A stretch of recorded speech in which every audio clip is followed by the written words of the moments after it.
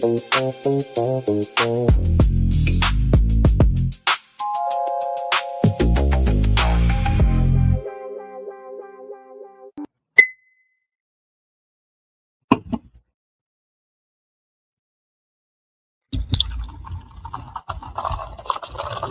Layer's a hard place to live. Real hard. Ain't no soft landing nowhere in it. Smiling at you like it already know your name, already in the room when you walk in. That's the slings and arrows, you don't hear them fly, you just feel that sting and wonder where it came from. Whole layer wrapped in dark mystery. Old magic in the walls. Wizards whispering deals they don't keep. Dragons watching from the shadows, counting bodies like loose change. Succubus love looks sweet at first, then you wake up lighter than you went to sleep. Heart tax, soul pawn. It's war out here. Quiet war. Betrayal wears silk and smile real nice. Same cats break bread with you. Be the one selling your name 2 streets over. This whole thing a stone cold trip, baby. No fair fights, no refunds. So whatever shield you walk around with, it better be battle tested. Not shiny. Not shiny. Not fresh out the armory, I'm talking chipped paint. Bent edges. Blood you couldn't wash off even if you tried. Cause the Layer don't care how fly you look in your armor. They care what's still holding when the smoke drifts off. If you still here tomorrow, still breathing, still standing on your square, then yeah, you's a bad mother. Shut your mouth.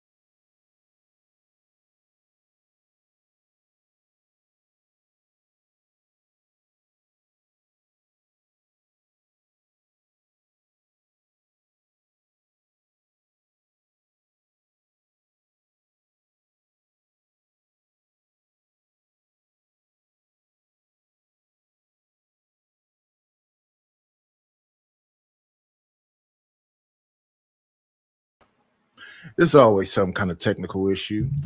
Hello, Almanize. Hello, Zoomer. Hello, TBE Trucking. It was a Diana something there at first, but I guess that disappeared. It was also a little Maxer. What happened to them? Let me look over here and make sure we actually got it fixed. Yeah, I can see the bubble moving now. But Diana, whatever her name is, hello, and Lil Maxer, hello, and TB Trucking and Zoomer and Almanize. Now we got the mic working.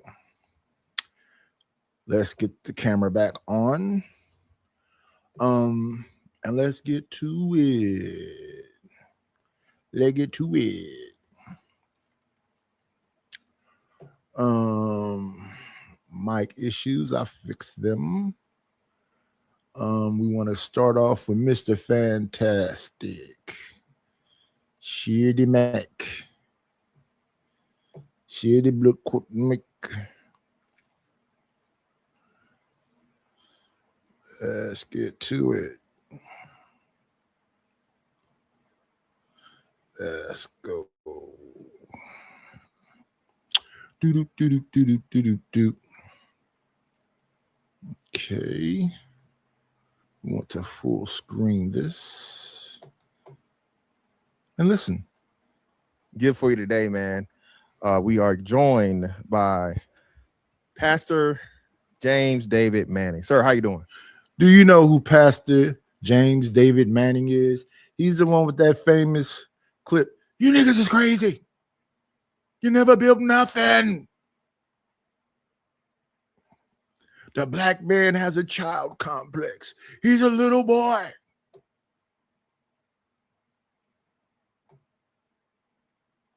I'm doing just fine. How about you do, Mr. Fantastic? I cannot complain. So I greatly appreciate you for gracing the platform and giving us some time out of your day. So you speak out, and one of the very few that will speak out. And I will get to. I'm gonna save the black community for the back end, but the LGBT alternative lifestyle promotion and community. How much damage do you see that doing to society as a whole, but then to the black community specifically? I believe that it has a larger and more powerful grip on American society than does the Republican or the Democrat Party, or both of those parties combined rather.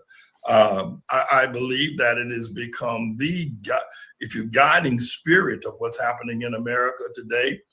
LGBTQ organizational mafia, as I call them, are an extraordinarily powerful group. And here in New York City, you can't breathe if you're not accepting of homosexuality. Great harsh criticisms, some would say, right, for the black community. Yeah. When Pastor Manning asks, "What's wrong with you?" how far does that go? What all does that encompass? It encompasses his entire historical perspective and his respect for the word of God. I mean, are you crazy enough to defy God's word? I mean, what the hell's wrong with you? There it is. You are crazy enough to defy God's word. I mean, who the hell do you think you are? And then not only that, you're defying it just for sex. You're defying it for doing, if you want to have sex, knock yourself out. Go ahead. But you don't have to defy God's word. I mean, who the hell? There got to be something wrong with you to do that. I mean, and that's I hope that gives you some sort of an answer. But that's how deep it goes. Okay, great. So, what changes does the black community need to make? And I've heard you have harsh criticisms or it ain't no limit. It ain't no limit. I'm sure this is going to be a lengthy. Hello, Tahakan. What's going on, Willing to Win? This is going to be a lengthy conversation.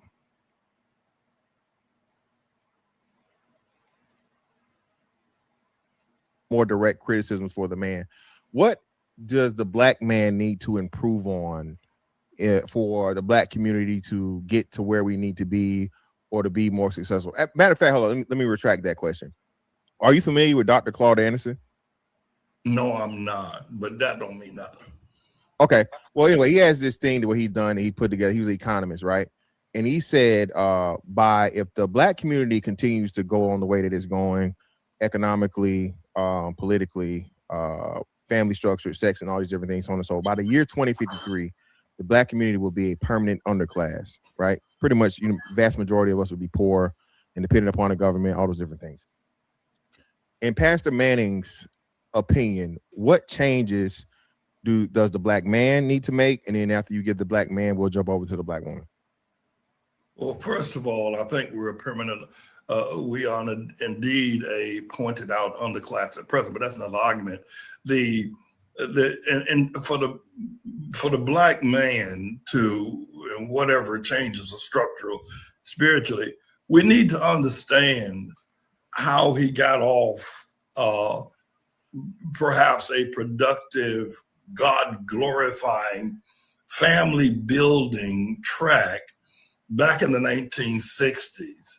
And he has continued to go in the wrong direction for 70 years now. He is so far away from his roots of what he used to be in the 1900s, 1910, 1920, 1930, when they were building colleges and universities and banks, and when Harlem was Harlem, and when churches were churches, and when families were families, and when every black family had 90% of them had a black father in that home at night, and smelling his alcohol shaving lotion on the dresser. That was 90%. Today, 90% of the homes don't have a father. Black homes don't have fathers in the home. So I think my answer is this, is that we got off on the wrong track in the 1970s. And as time passes, we've gotten further and further away from what we were at one time as a noble, though segregated and though just 100 years or so out of slavery, we were still a productive people and a people of recognition globally. We're no longer near that anymore. So in terms of what the black man must do, it's very intricate because he is it's very intricate. And that's how they do you. You evidently are doing the right thing, and you evidently know what to do. And you also have access to people that can be beneficial and helpful to the community. But most of these people, I don't know about Pastor Manning, I don't know about Mr. Fantastic, ain't doing shit. I'll go to this church said they're going to do something. How much money they want? Okay, I like the pastor. I'm going to get a pastor $50,000. We don't know what that pastor finna do with that money. Depending on what pastor, we don't know what that pastor's going to do with that money. Again, only thing I know about Pastor Manning is that viral clip of him saying you niggas is crazy. But we got a lot of prosperity preachers that's putting smut on his name if he's a good one.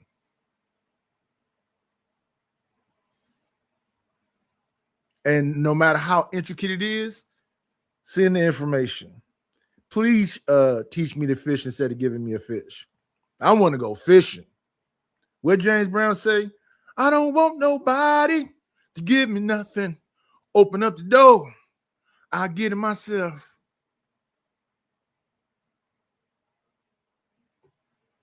Like we're living on, or black people are living on, they just moved to the planet, to the moon or some planet where they really don't understand the mores. They don't understand the structure. They don't understand the life-giving, sustaining ways in which you are to live on another planet. We are so far away from understanding that. And this is a critical issue. Black folk just don't understand the world right now. They don't. You're talking about somebody that's your age, 40-some years of age. I'm not criticizing you. You've asked me a question. What's going on, Savage? And he letting you answer it. And even if you criticizing me, get it off. If you have something of importance to say, just say it. It doesn't matter if my feelings get hurt. I might need to shut up, listen to it, rewind it, listen to it again, shut up, listen to it again until it gets to my thick fucking skull that shit is wrong. And what's the calm, respectful, mannered way to get back on the right track? Because some of this shit I be listening to, I'll be like, fuck you from the gate. Like, I don't care where I'm at. When I hear the man and the man and the man, but we not gender banging, I'm like, cut it the fuck out. We're doing something. Black people, man, woman, and child are doing something. Is that something that we're doing beneficial to black men, black women, and black children? Because if it's not, then you're just doing some selfish shit for yourself. But you have no idea of what our roots were. And when white folk look at you and they see you, they understand, perhaps not you particularly, that your culture does not understand the Protestant work ethic, don't understand the commitment that one needs to have, don't understand how white America has built this nation as a great nation, why Europe used to be a great nation, why Europe. Now listen. What's going on, Deucey? What's going on, Gold Roger? Please hit the like button, comment, and subscribe to the channel. If you have not subscribed to the channel, please hit the like button, subscribe to the channel. If you have not subscribed to the channel, there's a super chat, a super thanks, and a hype button. Share the video, hype the video. Thank you. This very carefully. Why Europe, going back 200, 300, 400 years ago, were able to get in boats and sail to the dark continent of Africa, what it was called 2 generations ago, and colonize black people. I mean, you have to think about it for just a second. Here was a society of white people so advanced in technology and understanding that they could get on a boat and go to the Congo and take over that village, take over that complete nation, set up a government that made the people in the Congo subservient to them. You got to understand there was a different principle of shout out to Leopold. Understanding economics, a different principle of health, military warfare, structure, manufacturing, and systems that white people employed. But we were able, through slavery, been able to acquire some of those techniques and some of those ideologies. And when we were released as slaves, we weren't released penniless, jobless, or and this is a good discussion to have right now, because we have Gold Roger in the chat saying stuff that goes against TOS. Listen, we on the white man's internet. They don't like them terms you're using right there. Do we have any moderators? We got Almanize if she's still there. We have Savage if he's still there. But I don't think, where is this person at? Let me see. This person is talking to me from the vertical side. Yeah, from the vertical side. So y'all can't get him. I have to go over there and get him. Let's acknowledge the people that make the night. Stay on these YouTube streets when people are like, you need a break. You need a break, pussy, not me.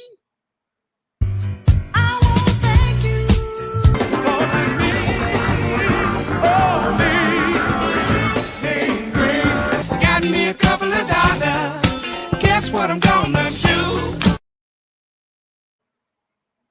Wait, what happened? See, StreamYard. Let me see. Let me see. Can I see the bubble? Okay, I can see the bubble. I played the clip.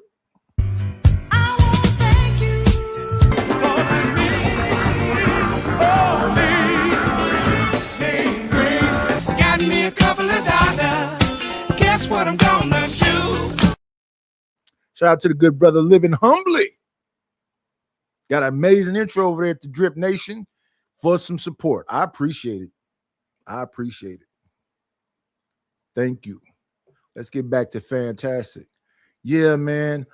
I'm losing everything.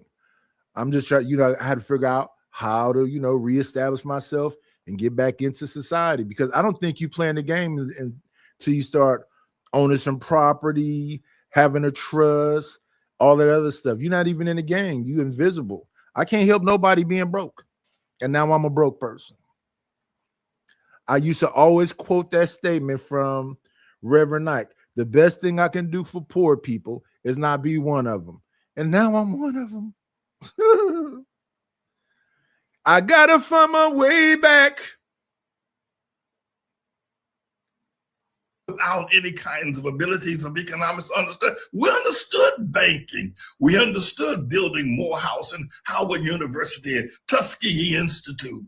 We understood those things. So bam, we came out of slavery and then became very powerful. The Ku Klux Klan was organized because blacks were coming so politically and economically strong. White men thought that blacks may one day colonize them. But we don't have none of that now. The niggas in your age category, and again, I'm not putting you down, but anybody under the age of 70 years of age, they don't. The niggles. I'm not putting you down. Your age group, though. The niggles. We don't have no problem with shitting on each other. We don't. I've been watching these food challenges lately, and they have like black people that's from Jamaica and black people that's from America, and they had like an oxtail cook-off. And the way these church people and other folks talk about other black folks is crazy to me. All we doing is eating oxtails. We have to give a person a personal attack because the oxtails don't got no Scotch bonnet in it. It don't got because it don't got no good gravy. My goodness. Woo, Pastor Manning said, you niggles. Know a damn thing about life. I mean, you got these listless ass, weak ass black men who don't know how to poke piss out of a boot. I mean, they're nothing more than pussies out there. Whoa. Hey, Oak Street Bella. Whoa, these piss po weak niggas don't know how to pour piss out of a boot. You just tilt it over. Man, this is another thing that we got. We got so many black folks that want to delineate and shit on black folks. I'm from the Dominican Republic. I'm from Jamaica. Okay, cool. Why are you saying filthy black Americans? We all got some kind of way to shit on each other. I go over there and I ain't did it in a minute, but I used to go over there and listen to Tariq talk to Africans and other people. You Americans been in America all this time. You don't have shit. And I'm like, damn, y'all feel like that? They do a nigga ain't shit history lesson on a motherfucker like Pastor Manning is doing right now. I mean, it is a scream. But if you don't know what I've just said in a real way, and you're not willing to accept it, it's harder. You think it's the white man holding you down. They ain't holding you down. Oh, no. Oh damn, Pop out. I think you got that. I gotta go to Fantastic Channel and get. I thought you had more than that. Let's go back though. Pop Out TV is outside. Listen, I did that old report about the 70s. Them dudes coming back from the war on drugs, taking methadone. They was fried. A lot of them. I showed you all the dudes that was trying to be pimps. I showed you all the dudes that had multiple women. I guess they wasn't pimps. They was like Max or gigolos or whatever else.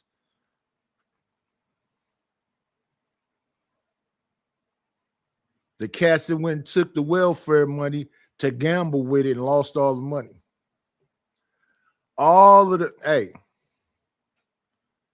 Hey man, it's what we doing to each other. At the end of the day, yeah, the white man, but at the end of the day, is what we doing to each other. We can't even live together. I told you at some point, I invited a whole gang of folks was like, can we rent the front house? I'm like, I want to rent rooms. And we all family. Do you mind living with our cousin? I don't fuck with him. This is family. No, we can't live together. Nah. Okay. If you can't live around your own family, I don't know what to say. You got it. But yeah, we need to straighten up, including me. I done fucked up too. I don't ever point my finger when I know 3 pointing back at me, including me. Now let's move from that over to this. Some more fucking up.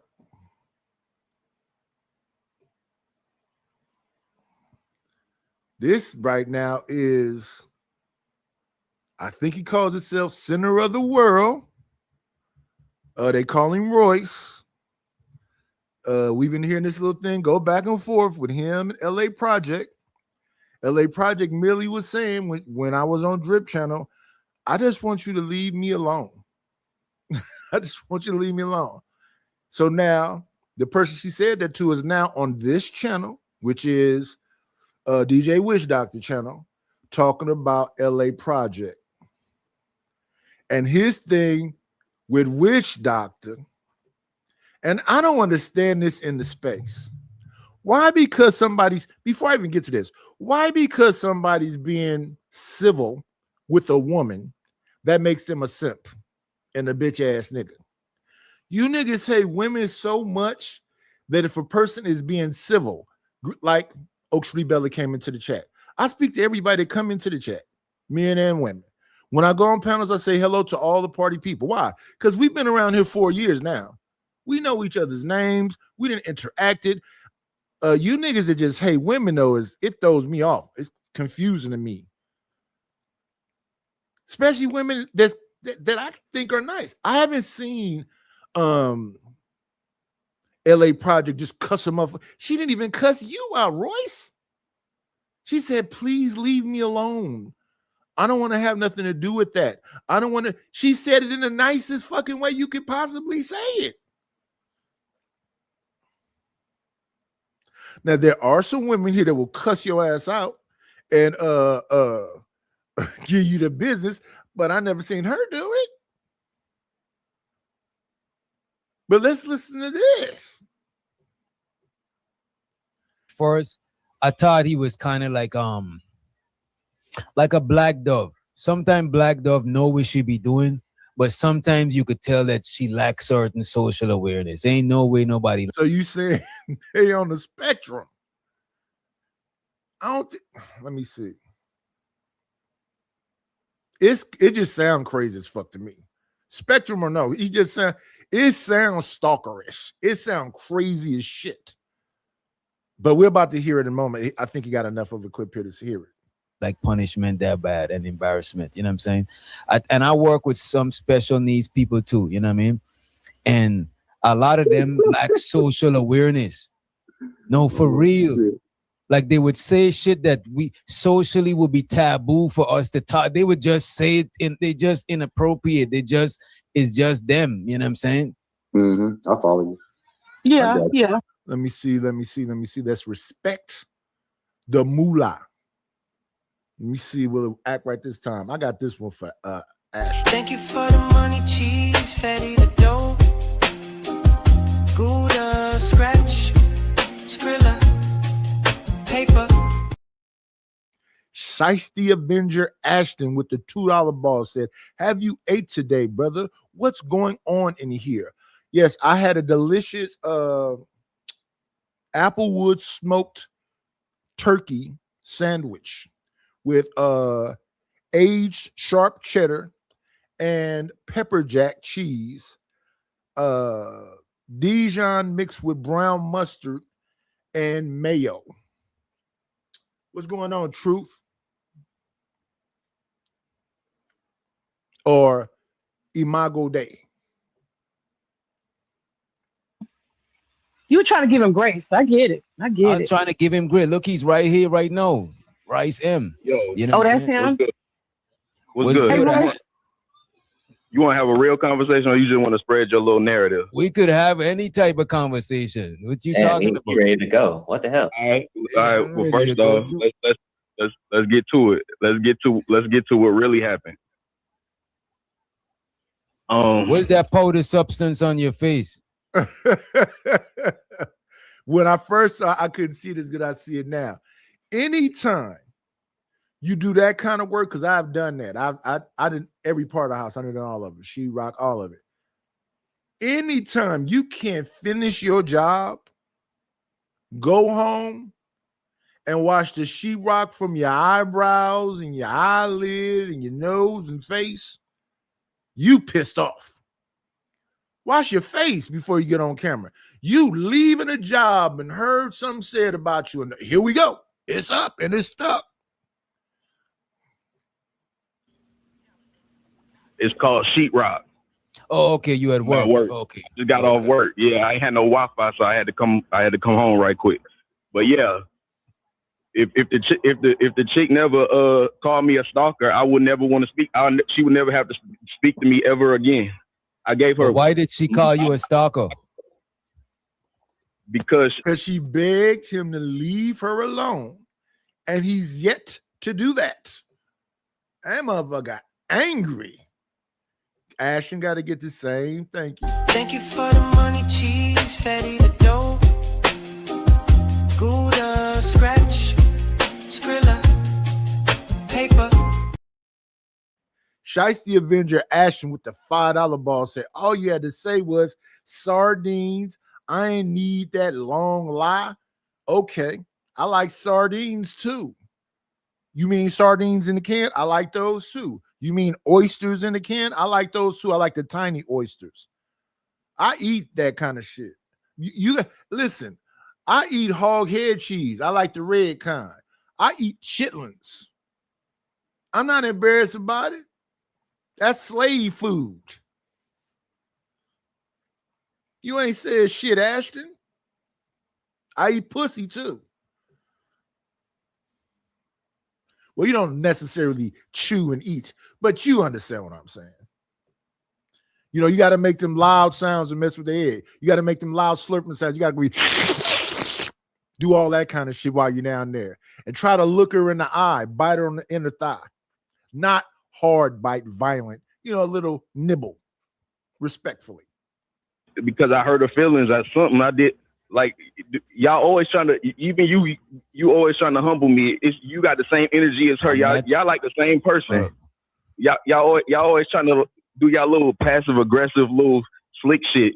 And so during her passive aggressive little slick shit, I said something that hurt her feelings clearly, and then she just called me a stalker. That's what really happened. Royce, did she ever tell you to leave her alone? Did she ever say?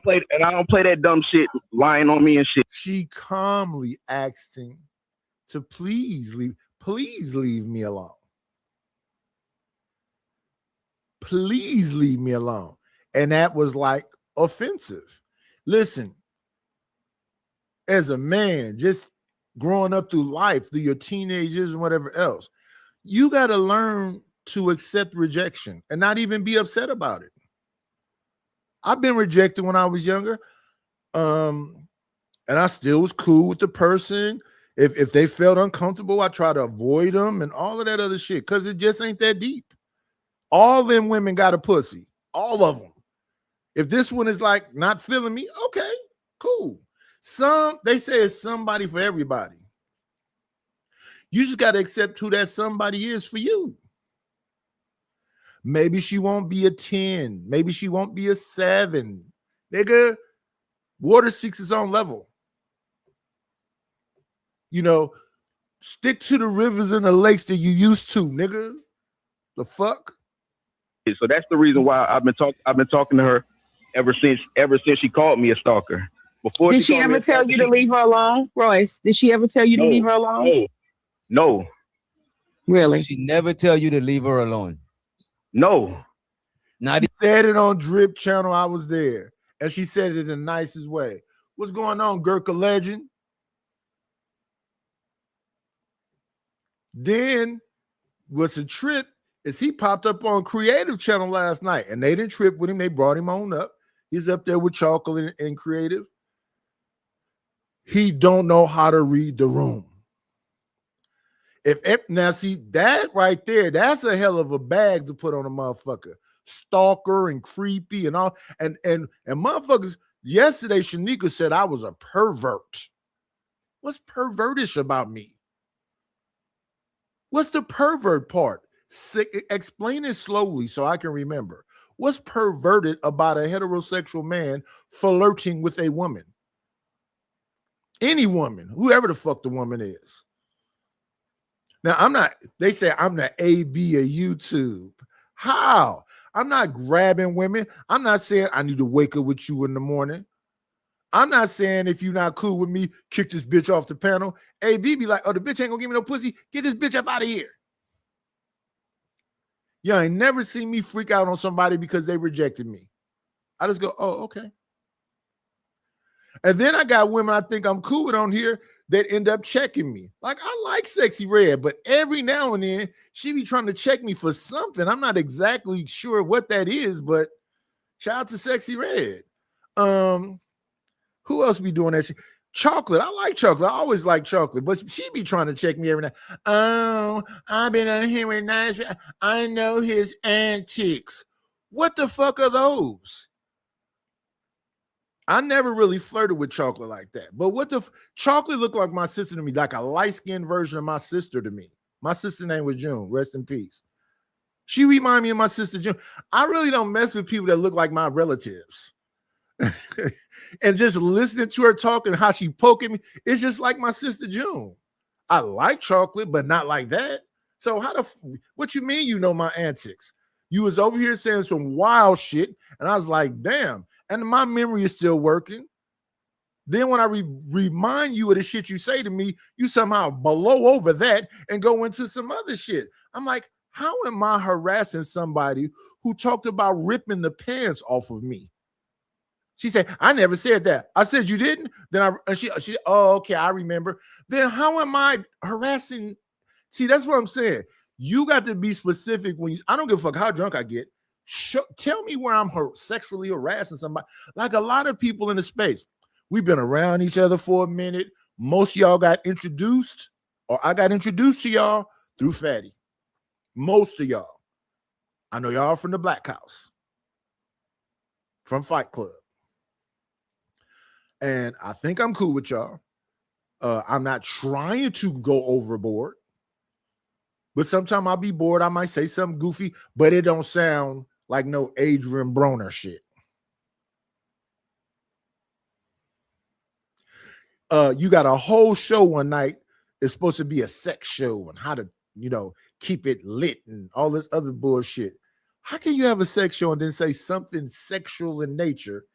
It's creepy if you don't like the nigga. That's when you can call somebody when you don't like the nigga. Oh yeah, that's creepy. But if it was the nigga you like, it's sexy. But I ain't seen nobody over here throwing themselves at me. And I don't see myself throwing myself at people. I just see people playing characters that, how y'all going for that? Grown ass woman, got babies and everything else, sounding like a little child. Y'all going for that goof ass shit?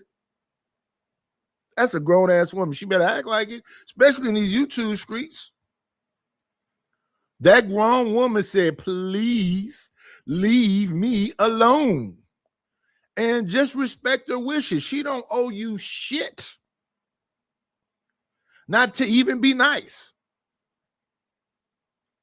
Because but I understand where she's coming from. She think you off. So she don't want to come at you crazy. Because I know a few people, like, bitch ass nigga, I told your bitch ass to leave me the fuck alone. Stay the fuck away from me. I'm waiting for that episode to happen.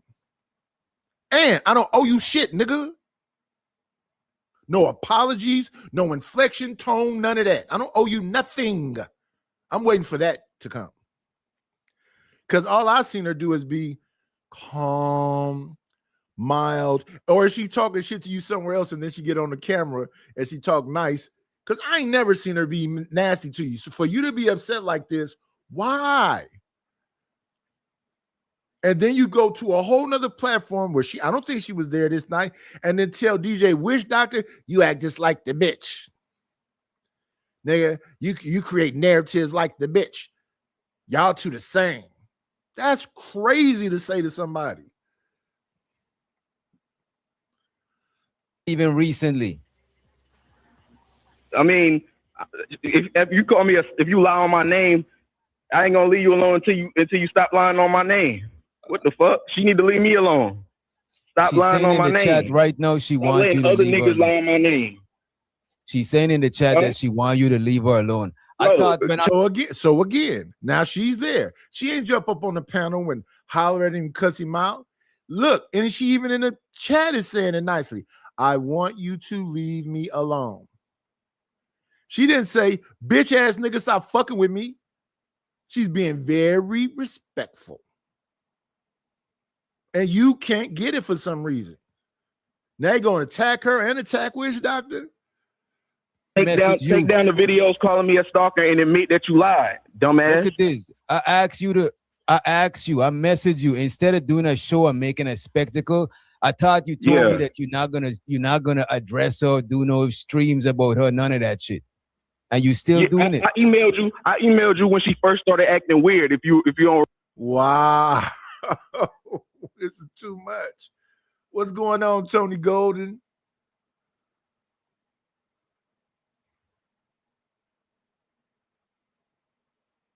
Yeah. That's it. Just leave her alone.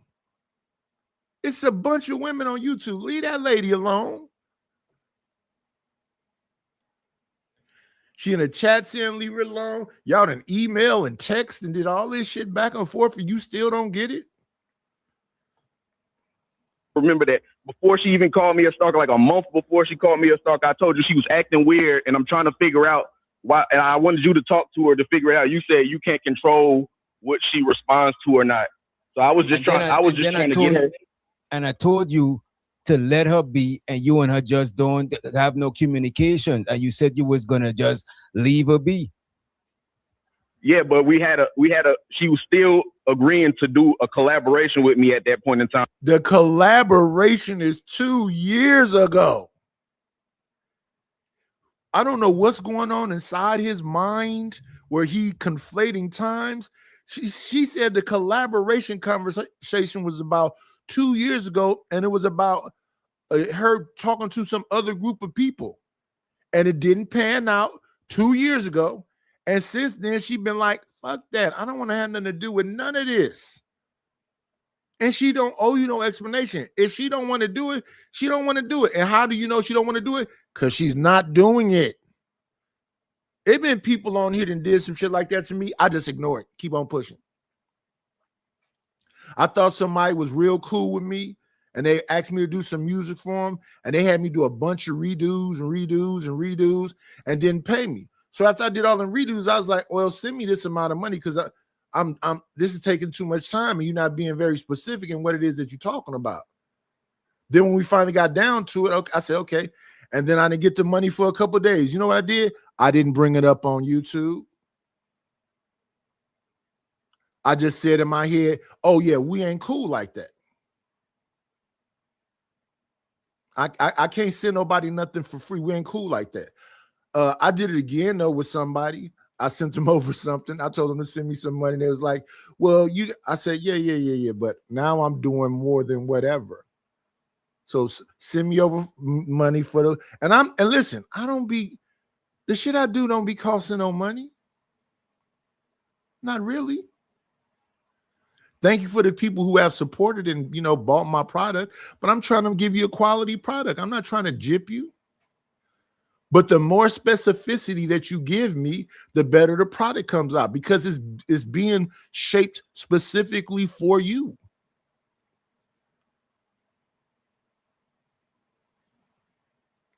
And if you go listen to all of them, they're all completely different. They're not even the same genres of music.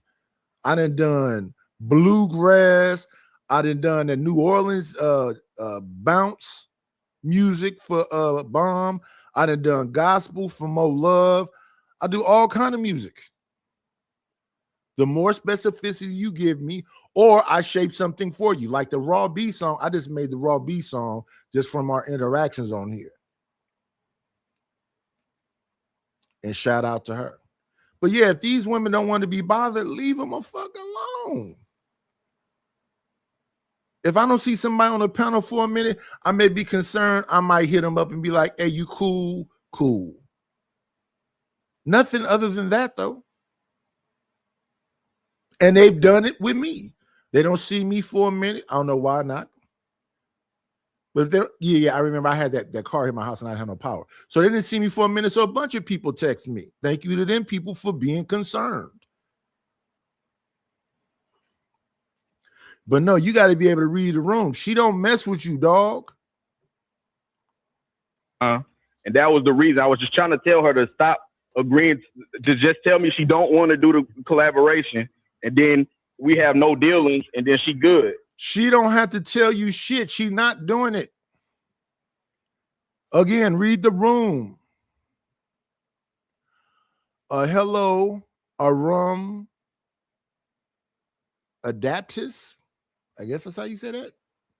Hello, Deborah Leonelli.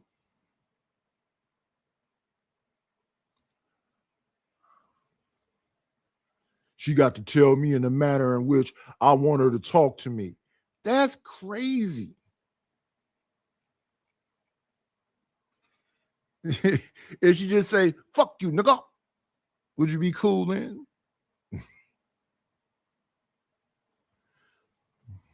She never would tell me that she don't want to stop dealing with doing the collaboration. That's all I wanted her to do. That's what I was. She said it on Drip Channel that day. I was either watching or on the panel. She said that to you specifically. She told the whole story, the whole timeline. 2 years ago, she was supposed to do this collaboration with some group of people that you were supposed to be connecting her with. It never panned out. She said on Drip Show, she just want to be left alone. She said on this show, in that chat he just pulled up, she just want to be left alone. What more do you need than that? Leave her alone. And I'm sure Drip don't want to hear this bullshit either. So leave him alone. Leave people alone. Go to the people where you're welcomed, not tolerated. Contacting her to get her yes or no. But and you can see it clearly. You can see it clearly typed in many chats when I was asking her that. But if he called you a stalker, why would you want to work with her if it bothers you? That's what I'm saying. No, she didn't call me a stalker yet. That y'all keep listening to these dumbass lies that everybody says. So what did you do to make her call you a stalker? You're saying you hurt her feelings, but that's kind of vague. I don't understand. I mean, she always gender banging, and I'm tired of the dumbass gender banging she be doing. She's annoying. She's irritating. So I got irritated so with her. She's irritating. I don't know what the fuck I said. I just know. Yeah, if she's irritating and annoying, I don't want to talk to people that's irritating and annoying. Again, way back in the day, Granville say don't block nobody. So I don't block people, but I will ignore your ass. I'm not going to block you. I'm not going to block Vic. I like Vic, but I can't talk to Vic for too long because he'll make a point 3 times and then he start repeating himself. Do you hear yourself talking? We hear you. We understand you. And even though I like Izzy too, but Izzy is long-winded as fuck. And then it's wait while I say this long-winded shit. I'll be like, damn, this is hard. What I'm going to say is going to be very brief and specifically to the point. Knight, what do you think about that? I think a lot of people need to go home and check their motherfucking self no matter what the topic is. Are you comfortable with the person that you look at in the mirror?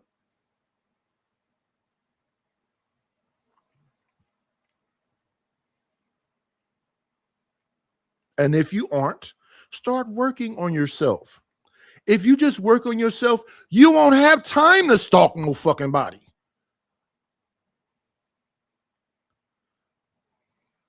I just know So, how she let me be. ask you this. I know If she was, that. wait a minute.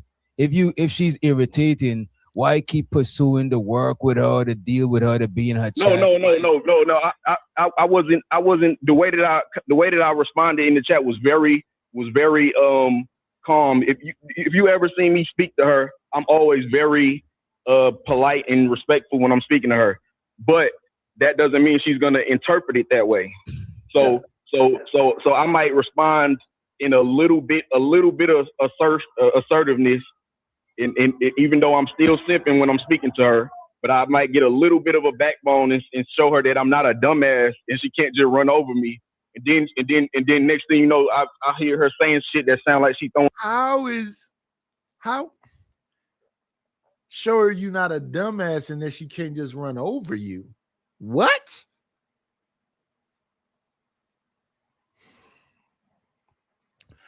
I remember coming out of La Crista's. It's a soul food restaurant, and it's on San Pablo. On San Pablo, they have a few parking meters, but it's rarely any space on San Pablo for me to park in front of La Crista. So you have to park around the corner. I remember coming out of La Crista's, and it's really tight parking. And I was finna drive out. And this white woman came flying around the corner. And I said, could you give me 1 minute so I could drive out of here? She just looked at me and started backing her car right into the front of my car to parallel park. And I said, okay, well, fuck it. Okay. Then after she did that shit, when she couldn't just be patient, let me start my car and drive off, she stood and looked at me. Now, again, I have great patience. Understand it. But that was somebody being a fucking asshole. You gonna look at me to see if I can get out of this tight ass spot you just created for me to get out of? I hope you don't hit my car. If you wouldn't have got in front of me, I definitely wouldn't hit the motherfucker. But why would you make it tight as fucking possible when you knew that's what you were doing? And then stand there. I guess you would stand there to see if I was gonna hit your car. And then what Truth say, we hate each other. I don't like motherfuckers who just is fucking annoying. But what can you do about it?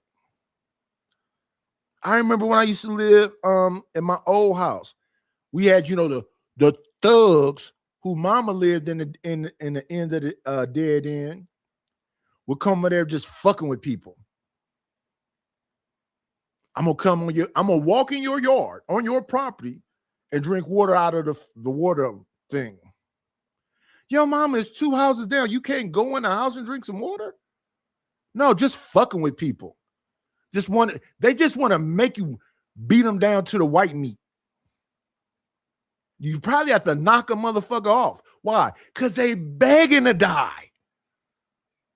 Why are you fucking with people?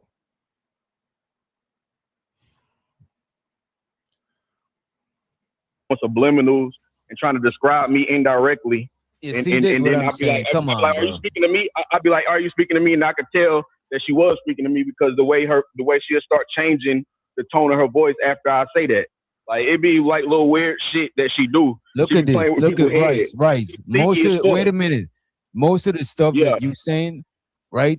That sounds like speculation. Respectfully, it don't sound like nothing we could like prove. Like, how do you? Not only does it sound like speculation, he make it seem like they're in a relationship.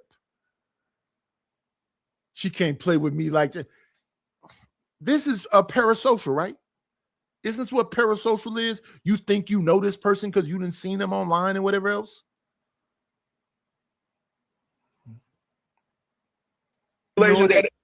But how do you know what she's? But how do you know what she's thinking? No bro, we see you in the chat. We see you in the chat. Look at this. Let me do this, and I'll unmute you. I don't like talking the same time with people, right? We see you in the chat, and we see her saying, leave her be, and you still don't want to leave her be. So now the stalker shit is believable now. You know what I'm saying? And if I can add, Doc. already called me a stalker. That's at that point. If I leave her be or not, I'm just telling her to stop calling. This is 2 years later. She said she wasn't calling you a stalker at first. She at first was saying the same thing she's saying right now, which is leave me alone. We're supposed to do this collaboration together. Leave me alone. Well, why are you acting funny now? Leave me alone. She just keep repeating, leave me alone, leave me alone, leave me alone. And you won't do it. What else does she owe you other than to ask you nicely to leave her the fuck alone? That's it. It ain't that complicated. I was at one of my cousin's birthday parties. In fact, the party was full of just all my family for the most part, and then some of their friends. And the girl came up to me talking about why I came sitting at some table.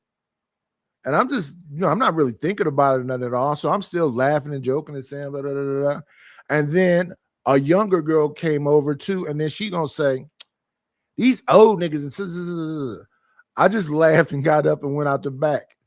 Then I didn't say nothing about it. I went home that night. I came back out the next day. I'm at my aunt's house. Now we ain't at the party no more. And then the girl comes out trying to apologize to me at my aunt's house because she's at my aunt's house. And I'm like, yeah, I ain't tripping off of her. I don't really care. Whatever. You did what you did. I just want to apologize. No, that's who you really are because you didn't know who I was. Then I come to talk to my cousin and it was like, why you didn't tell us that bitch was talking crazy to you? I said, what you talking about? At my birthday party.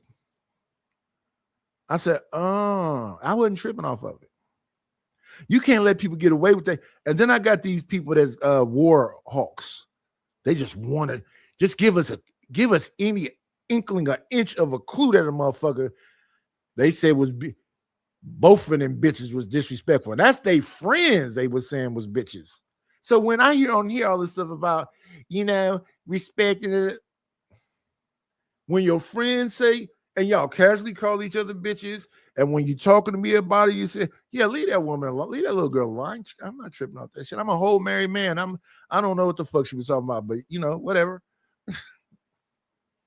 No, because we know you wasn't trying to flirt or do nothing like that. But why was he even talking to you? I said, because I was sitting at the table they decided to sit at. I don't know. To this day, I don't know. But it's a bunch of motherfuckers in these YouTube streets like that too. They just want to make you a red pill or a manosphere. They just want to come up and cuss you out and do all of this shit. And even with that, I've had that happen. I don't even remember the names of some of them motherfuckers who did that because I don't care. I don't know what the fuck they talking about. But I'm not finna go look for them everywhere to cuss them out on the panel or cuss them out in the chat. I don't even remember who all it was because I didn't give a fuck when they said it in the moment. But I remember they said it. I remember they did it. Calling me a stalker and take down the videos calling me a stalker and admit that you lied. That's it. Go ahead, so I don't think he understands. Yeah, I've noticed it. In fact, I was wait a minute, somebody else got something to add. I got you. Pause this. Let me pause this. Let's give some respect and appreciation to the bread.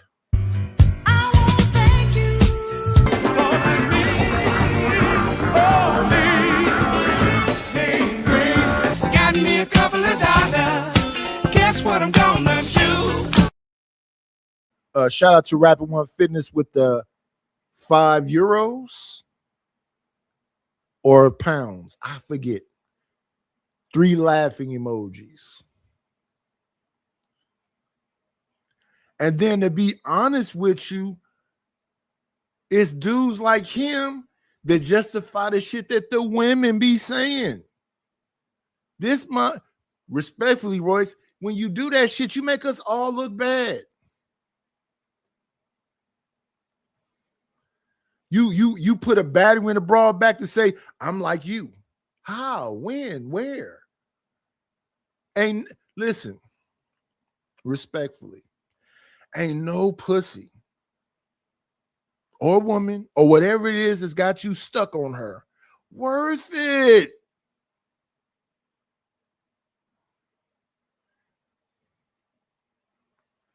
I'm about to unmute you. Go ahead, also. Yeah. I have noticed that LA Project will appear in certain chats, and so will Royce. I have noticed that in many different channels, and it's almost like they're talking to each other, but they're not saying, really trying to talk to each other. It is. She's been very consistent and very specific. Leave me alone.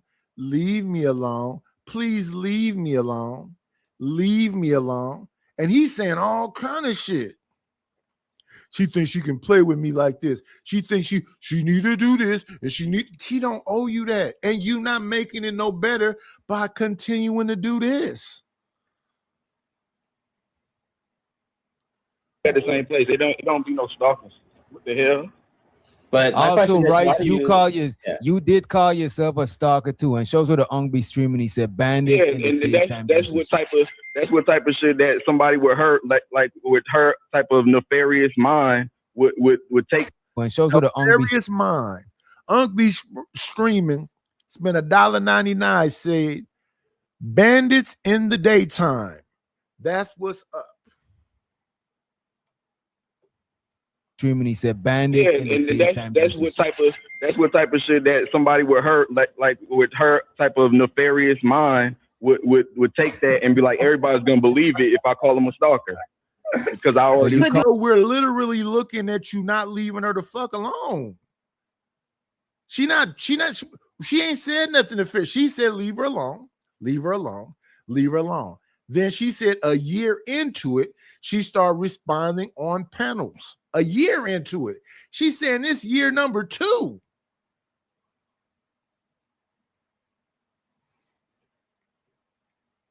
Y'all see the pattern of his talking? Do y'all see how he's talking and he's obsessing, like pushing forward aggressively, and he's not processing? Like it's the same thing going on in his mind. He's saying that he know her. Oh, I know how she is. And it's like, bro, we all online. We don't know each other, how each other is like that. That is crazy. Y'all bad at reading people horribly. But what? Okay, we'll check this out. Right. You're bad at reading people. Wait. We're bad at reading people?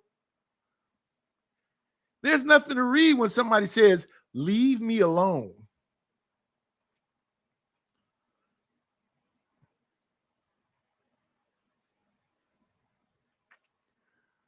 I really get away from ladies. I was talking to her one time and she said, I really kind of like you, whatever else. Maybe we can be friends. I said, that's the friend zone. She said, what you mean by that? I've told you my intentions and what I want. So no, I don't want to be friends if that's not going to happen. And I don't want to be around you when you already know what I want. But I appreciate having a conversation with you. I never talk to that person again. Then one woman rejected me. I said, okay, cool. She said, are you serious? Because I don't want to hurt your feelings. I said, no, I'm cool. She said, I wish more people would be like you. Because I guess she rejects people a lot. I don't know. People, you can't read when you're giving unwanted attention, bro. I told her when she was giving me the unwanted attention that she don't have to deal with me, and you can see it in that Discord. Y'all always try to go to comments that make it look like I'm crazy on purpose. I don't know why y'all gotta lie if she's not lying. Why y'all gotta? Who is y'all? We're just observing it. Who is the y'all? We're just listening to what you're saying, and we're listening to what she's saying. She's saying this collaboration was supposed to happen 2 years ago. And you still talking about a collaboration 2 years later? That sounds off. But who is the y'all? It's not like we the LA Project team. We just listening from the outside looking in. I can tell you how to, Royce, I can tell you how to solve it. Royce, can you listen for a second? Can you hear me for a second? What's up? Listen, I'm going to tell you something. I have been stalked and I've been given undesired attention before. I don't like it. It feels bad. Do you hear me? It feels bad. It feels creepy.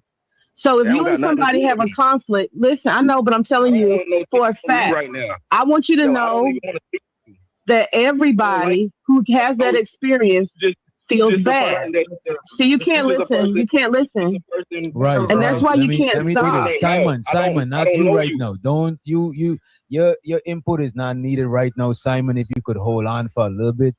So what I'm telling you, Royce, is it feels bad. I was trying to use myself as an example to let you know firsthand that it doesn't feel good. Royce, you got to hear that. It doesn't, it's uncomfortable.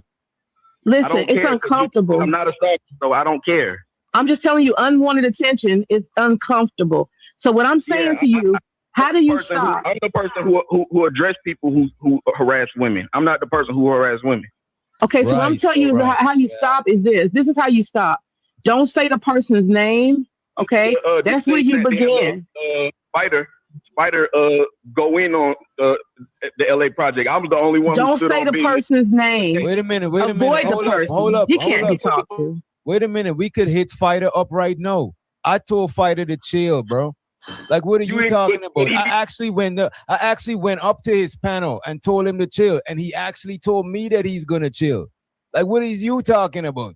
That was after he the already. Thing about it, I'm not. Look at this. The thing about it. At that point.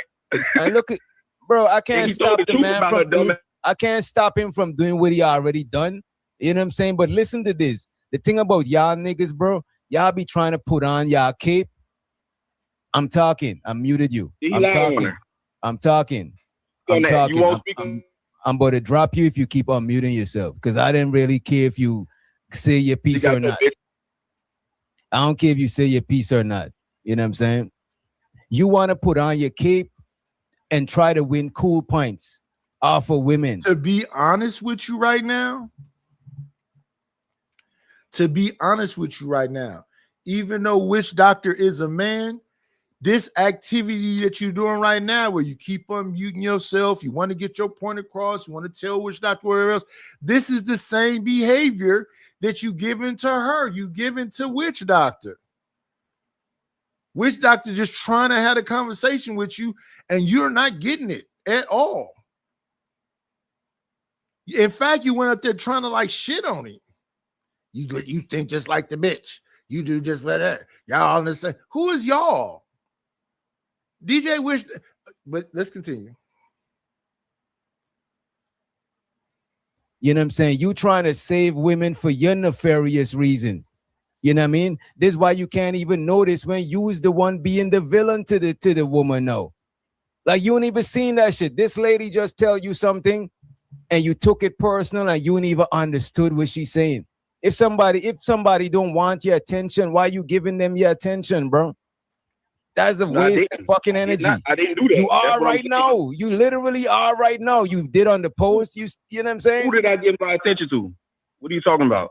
Bro, you giving unwanted attention. You tag all of these women. All of these women. Bro, all of these women that sent me the screenshot of you tagging people in shit. That was a bunch of dudes too. And clearly the LA project is giving you some pussy, huh? She got you wrapped around her finger. DJ, he gone. DJ, he gone. Hey, Witch Doctor. I know this is your channel. Look at him. Look at him, y'all. Look at him.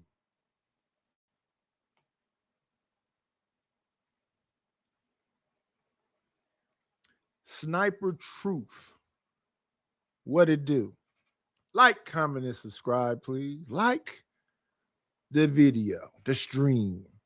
Comment on the video, the stream. What's going on, Gas Mask? Share. Hit the hype button. Hype me up. Share the video.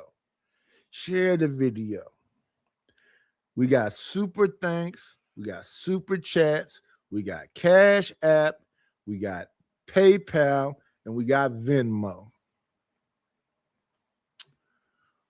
He said she must be giving you some pussy. And look at the smile on his face. Wait, let me say this. There's a difference. Wait, there's a difference between me and this nigga, right? That's your problem. You trying to save bitches to get some pussy. That's your problem. You trying to do something. Look, I hit you up behind the scene and tell you to chill. I didn't do it for no cool pints in front of I'm not you niggas, bro. I don't gotta do that shit, bro. I don't gotta do that shit to get no type of favors. That's y'all niggas looking for cookies and shit, bro. Weird ass. I don't need nothing. I just need you to not call me a stalker. That's all I need. Look, bro, you just need what you need is to not be thirsty. Look, you need to take your meds and not be fucking thirsty. If she called you a stalker, you would have went in on her ass. And if she called me a stalker, I would refrain. If she called me a stalker, I would refrain from giving her attention so I don't look pressed. Right. Like I'm no fucking stalker. I'm talking about yeah, like the predator term that Shanika said about me. Predator is a crazy ass term. Cause I don't think it's no children in this space. And before I do every one of my videos, I say not for children. I think most of these people in this space is at least 30 and up.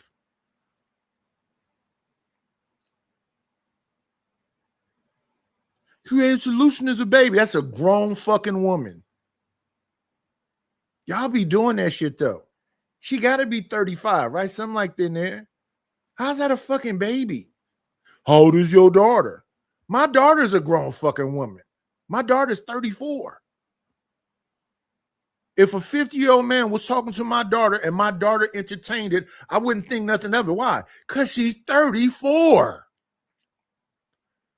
Now, if a 50-year-old man was talking to my 24-year-old, I wouldn't like that so much, but still she grown. I would have a discussion with my daughter. What is it about that 50-year-old man out there?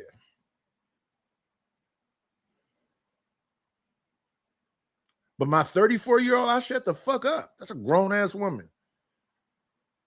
When you're 24, you ain't even lived life. You ain't done shit. And I think young people should be with young people.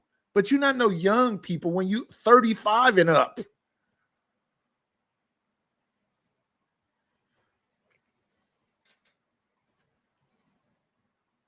If everybody in this space believed it and start acting and start treating you. Oh, yes. And it's the first of the month. So them royalty spots are wide open. It's the first of the month. The king this month. Dun, dun, dun, dun. What do I got for that? I got I need to get a drum roll on the soundboard. The king this month is Rude Imp. Rude Imp is the king of the lair this month, y'all. So I don't know what Rude gonna do. But he the king this month. He gave me the money last month, but it wasn't enough to take the old king down because it's double to take down royalty. So the king is gone this month. The new king, since he gave me the bread last month, is Rude Imp. Dropping you off panels and doing weird shit. You the one that went up on Sharon panel and said that. How, and that's the other thing. Y'all got to get undetached from this YouTube shit. How is dropping you off a panel weird shit? When I get dropped off a panel, I don't trip. When somebody spend a bounty on me, I'm happy that my fellow content creator made some money. Then I be hearing like JP go to people panel and say, I made you all that money yesterday. Why don't you woo-woo? Now, don't get me wrong. If you one of them dudes that really get bread over here, you keep getting dropped. If I make 200 or something like that, I'm finna shoot you a couple dollars for sure. Cause I don't just like the things that when I be going back and forth with JP, I don't dislike JP. I just think he just slow or something. I don't know what's going on with him. That whole I'm white and all the other shit he be doing, it's just weird to me. But I'm not like, I hate that nigga. I want to do this. No. But what I won't allow him to do is come over here and try to dominate the channel. Because what he'll do is he'll go to your channel if you don't get him under control and just take your shit over.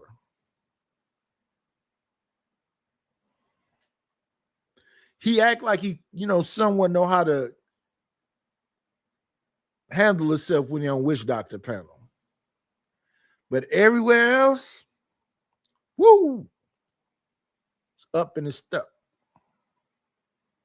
You the one that went up on Sharon panel and said you's a stalker. Nigga, you the one that went up on Sharon panel and call yourself a stalker. No emotional control when you went up on Sharon panel and call yourself a stalker. Instead of having the floor to clear your name, you decide to lean into the stalker shit. You's a dumbass, bro.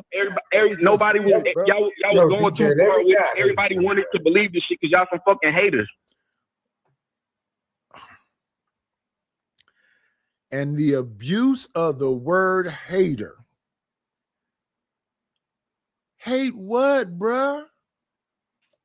Hey, Shiesty Bomb. Because y'all some fucking haters. Who is the y'all?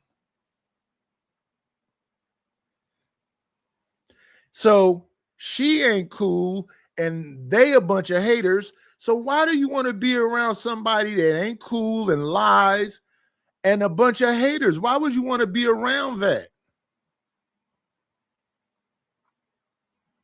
Nigga, I didn't know what to believe as yet. Look, I didn't look. The fucked up thing is, I didn't even know what to believe as yet. This is why I let the nigga back on the panel. He talking about he got mental issues and all that shit. I didn't know what. I didn't even know what to believe. But this confirms this shit. Nigga, you got issues, bro.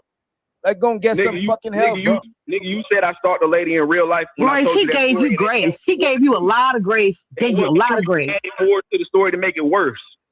Hey, Royce, can I ask you a question, sir? Hold on. Hey, y'all, please. Bro, you lack social. Look, you lack social awareness, bro. You lack social awareness, buddy. Hey, Royce, can I please ask you a question? Royce, y'all just be doing the Royce, let me ask you a question, sir. Y'all sensationalize shit and y'all just run with it because y'all some little guy. And I don't know why y'all calling him sir. Why are you calling him sir? Now I do call people sir, but not when they're doing this. You like a female, bro. Hey, Royce, can I ask you a question? You like a fangirl that can't take. Wait a minute. Okay. This nigga is a fangirl that can't look. You's a fangirl that can't take a hint, nigga. You's a fangirl, bro. Get an autograph and move along, nigga. Get an autograph. Get an autograph and move along. Just because you wrapped your legs around Chris Brown and held him by the back of his neck and y'all simulated sex, pay that $1,500 and agitate the motherfucking gravel.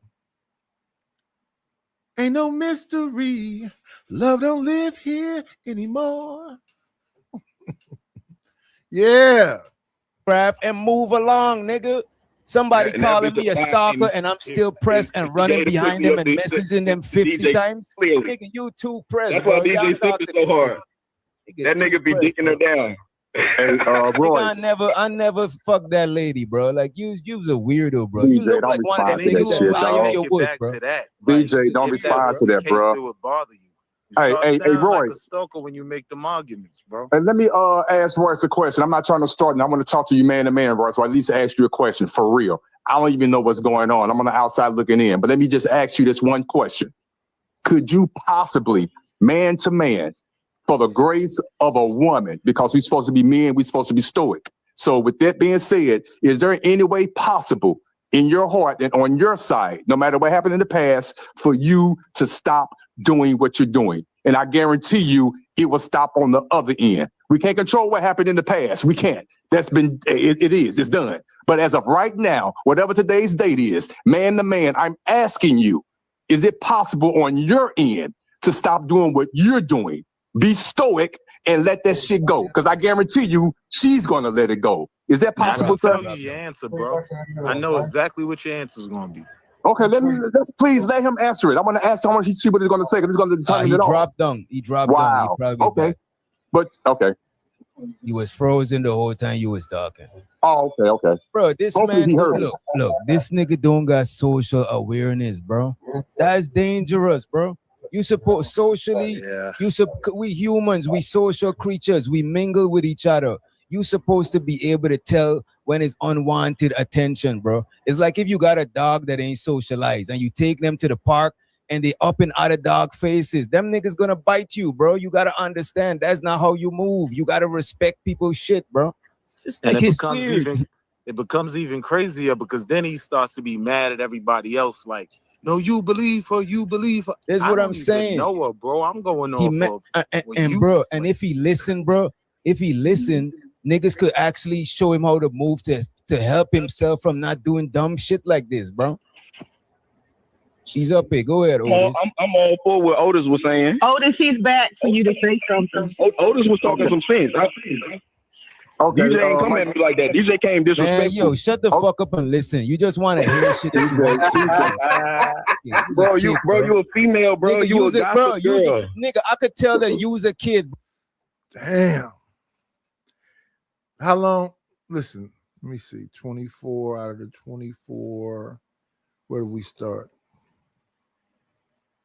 Let's see. We start at 2 minutes in. So 16 and a half minutes, he was trying to have a discussion with you. And you didn't call him acting like a woman, thinking just like the woman. Now you call him a gossip girl. He being very patient with you. Bro, you want to hear what you want to hear. Sometimes you got to hear shit that's uncomfortable, nigga. I ain't gonna hear no fucking lies, nigga, bro, about my you ain't got no character. discipline, bro. You ain't got no discipline, bro. You got no To let y'all little gossip girls lie on me? Fuck no. Go ahead, think Otis. you Go ahead, realize Otis. Everybody Hey, telling Royce. you to leave it alone because none of us Okay. want to hear about it no more, right? It ain't like people saying you lying and believe you. Nah, you're actually giving the argument more life. No, let me tell y'all what's happening. Exactly. Let me tell y'all what happens. We know what happened, the women. No, you don't. Let me tell you what happened because you're not me. When I speak to women that previously, before she started calling me a stalker, they don't respond to me, or they act weird when I talk to them now. A lot of women, they real standoffish in the chat or on the panels, and on panels when I go on certain panels, I'm already Because of this, brother. Because of this. They see you saying it's the witch doctor. They see you won't leave her alone. It's because of your public perception. You couldn't even go home and wash the sheetrock off your face before you jumped on a panel to argue. That's weird. I've done sheetrock. It's blocking your nose up. It's all in your eyebrows. It's all in your eyelashes. It's all in your beard. It got to be irritating your skin. You couldn't go home and wash the sheetrock off of your face first because you wanted to get on a panel and call DJ Witch Doctor a woman, a gossip girl, and talk shit about a woman that's been saying, she said 2 years. Day after day after day after day after day after day after day, you just keep showing up. blocked on them, or Right. they people just start acting weird when I get on the panel. So all of that bullshit. Oh, and then Drip blocked me. That was my dude. Drip blocked me. She was jealous But it's of 'cause my you won't relationship let with Drip. go, bro. So Because you won't let Huh? go. You So keep far, running so it. far, no, he- listen to. Oh, Wait a let me minute. see So the far, Otis. you ain't. Otis So was far, talking you some ain't shit saying that that. Listing everything on Depop was so easy. I just snapped a photo and Depop did. No part that you played was wrong. So far as everybody. Stop lying else on me, and then I can tell you what I did wrong. All right. First off, what I did wrong was Hell no. I knew I was dealing. How long he had to think about it. What I did wrong was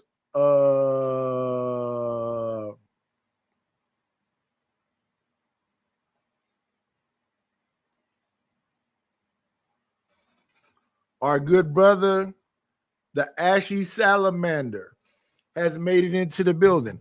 Our good brother, the Ashy Salamander, has made it into the Knight's Lair chat. What's going on, Smitty?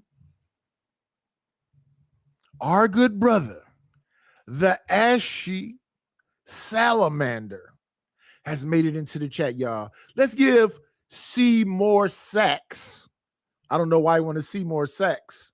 A round of applause, audience. Seymour Sex is in the building.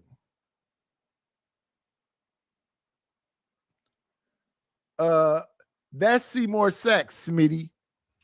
You think you look like that, Smitty? That's the ashy salamander, Seymour Sex. He told me I done fucked up now. He finna go get on me.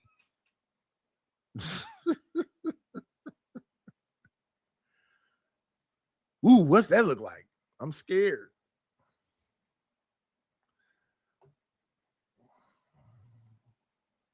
Hold on. Stop trying to jump in and do y'all little weird shit. All right. I knew I was dealing with a certain type of woman who was very, very prone to. Let me help you out. You say what I did wrong is. What I did wrong is. Let's start with that. What I did wrong is. Hold on. Yeah, he's about to go. I was mean to her. I was mean to her, and y'all keep trying to act like I sent her 200 messages in one day when really it happened over a year. I know it's plenty of people y'all got in back and forth with. Oh yeah, I have never gotten into nothing with nobody on YouTube that went on for a year. Never, ever, ever, ever, ever, ever, ever. It went on for the moment that it went on, and then we moved forward. Then I'll be having to think in my brain, what exactly did they say or do?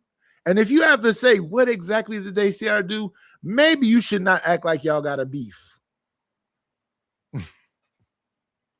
I do listen, for example, it's probably been a year since then when the whole book a session, I was tired because I guess I'd been drinking too much. I was just worn out that day. And I was like, damn, I thought I was being supportive of the show and da-da-da-da-da. And then I had a show made about me being a liar. But there's no proof of me lying. I think people lie when they're scared or when they're trying to like save somebody's feelings.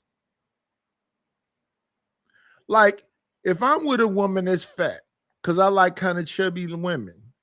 I like a little porker, me personally. Or what you would say is thick. Not obesity. Not big. Not somebody got a wrestler keep their leg up. Not that kind of thing. But, you know, thick woman. Thick thighs, thick calves, big breastises.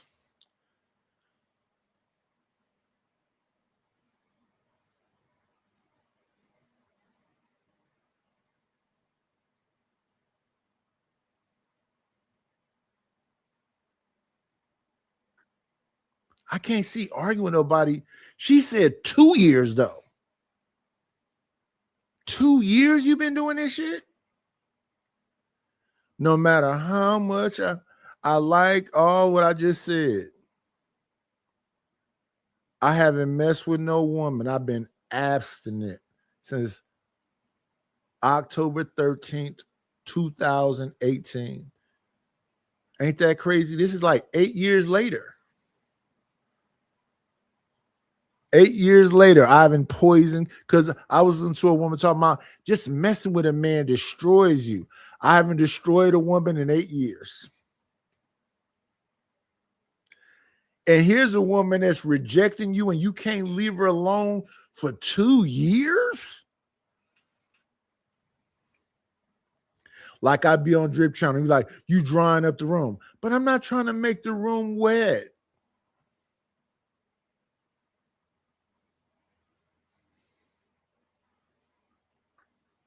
My wife used to touch my face and say, baby, that beard is giving homelessness. Cut that shit down. She like, you know, she never really liked the long beard. Cut it down. So I used to cut it really short often. I'm thinking about cutting it again short. Stalking somebody, following somebody for 2 years that you don't like, that is telling you they don't like you, make it make sense. Now you attacking the whole YouTube because of what you doing publicly to this woman. I'm gonna go after Wish Doctor. Who I'm finna pop up on panels to see if somebody try to treat me weird, so I can nut up on them. In text messages, we y'all done sent over 200 messages in over a year and some change. Yo, So just hear what y'all I'm stalking saying, too right? if I'm stalking. Just hear what I'm If saying. I'm stalking for sending her 200 messages, If people that y'all you- take over 200 messages to, y'all stalking too. In a listen to what I'm telling year. you. Hey, shout out Pop Out. Let me get on here and give him a better intro than that one where I said, "What up, shout out." My God. Shout out Pop Out TV. Salute, brother. Hello, Mariah. Yeah, you niggas is weird, man. Y'all making us all look bad with this dumb shit. Would it help if somebody said, please leave that woman alone?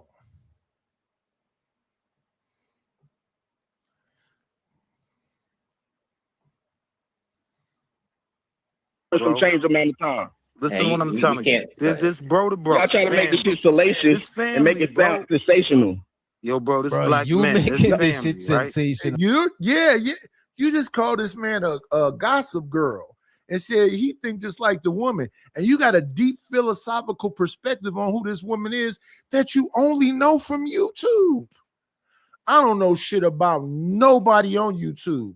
I don't know what you niggas do outside of this damn box. I know who I see trying to be cool. And then I know the people who's on here playing the YouTube game. One part of the YouTube game is telling a nigga his channel ain't shit. That's JP thing. Yeah, you niggas' channels ain't shit. And now you trying to say that this man is having sex with this woman. How did you come up with that one? What is going on through your mind? Like when I was younger, I used to actually hang out with women that I wasn't sleeping with, and it was just cool. And I wasn't even thinking about sleeping with women. Why? I had a fucking mother and sisters and aunties and cousins. It's all women that have explained to me in clear detail, don't creep people out. And I used to be like, I guess so. Why? Because I'm 6'2". So I look like a grown-ass man when I was a kid. A little peach fuzz on my lip. So I always was like civil to every human being around, old people, young people, men and women. I speak to everyone because I was taught, keep your head up, put your shoulders back, and speak to people. When you give a person a handshake, grab their full hand, little firm, not squeezing, and shake and look them directly in their eyes. So I say hello to everyone, even the gangsters.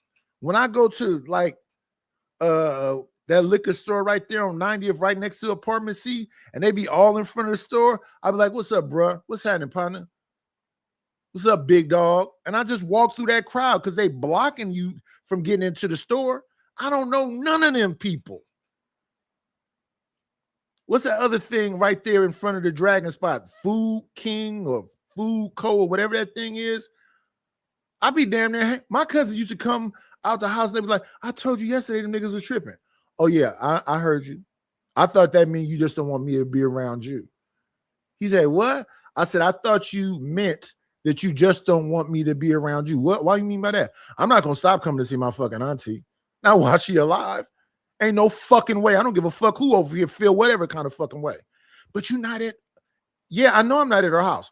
I'm coming here to get my motherfucking hot fries, my hog head cheese, my Taka vodka, and my orange juice, and some wraps for this weed. And I'm finna go around that motherfucking corner, and I'll stay away from you because you worried about these motherfucking niggas. And, you know, do my thing. Rest in peace to my cousin that told me that. He gone. But yeah, I'm at the burrito truck, sitting in my car waiting for them to finish my burrito. The burrito truck is right there. Then once I get through getting my burrito, I'm going in there to get me some fucking hot fries. Taka vodka or Taka gin. That's the cheapest shit you can get. And a fucking little orange juice. All right. I'm just letting you know, I'm not. Hey, man, my auntie live around there. My cousin live around there. I was born at Children's Hospital in North Oakland. My earliest memories, we lived on 73rd and Fresno Street. I live very close to that right now. 3 blocks away. I'm not on Fresno.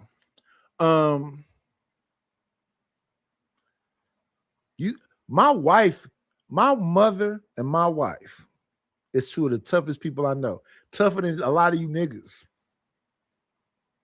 I said, I'm not finna live my life like that. I don't give a fuck if these motherfuckers can kill me. I'm going to live life. I'm going to the clubs. I'm going to the parks. I'm going to all of the shit.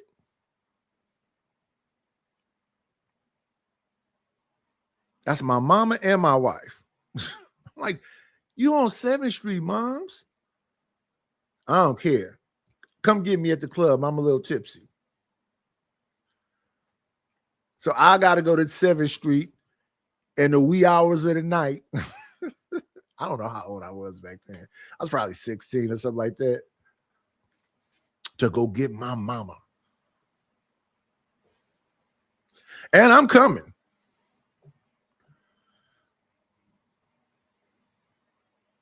Oh, bro. But no, let Otis repeat what he was saying when I had left, because he sounded like he was saying some shit that makes sense. He was saying if you just stop, right? Listen, Like, with all due respect, I can speak for myself. With all due respect, Yeah, let him I can speak for myself with all due respect.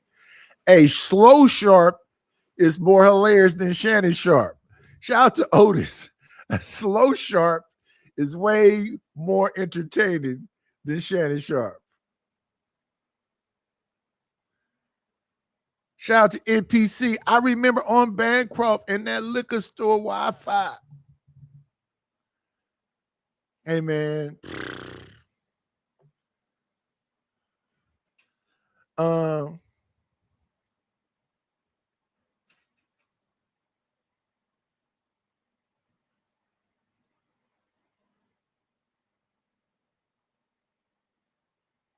Yeah, man. That's Oakland, though. Like, so you know Oakland. So in front of Eastmont Mall, right on Bancroft, is Burger King. They be crowded around that motherfucker. You going through the drive-thru, it's going to be 30, 40 motherfuckers out there. I don't know none of them. But I'm still going to get my damn Burger King.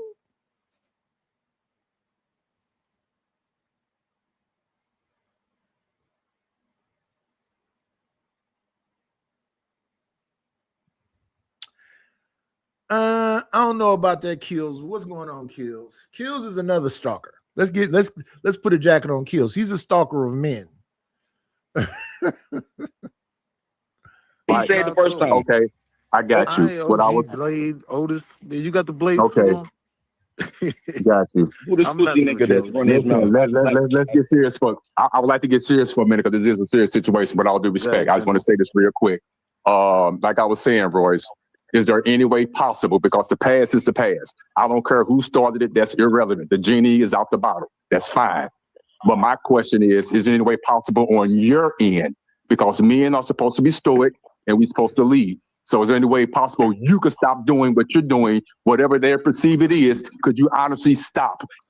I want to know what cruel motherfucker, what cruel, CRUEL motherfucker bought Kills a membership. See how y'all do me? So when I do the member only screens, shout out to the shout outs. That's the shit Stanley used to do. We finna wrap this up though. And I could guarantee you that she's going to stop if she hasn't already. I believe she has, but that's neither here or there. The question is, as of right now, whatever today's date is, will you be willing to stop at this moment? And I guarantee you it will never come up again. Now, I can't control what the other people in the chat going to say because the chat is the chat. We both can agree on that. Yeah, just leave her alone and move on. Just leave respectfully. Just leave her alone and move on. The minute you move on, The jacket will fall away. Just leave her alone and move on. What's going on, Mark Chapman?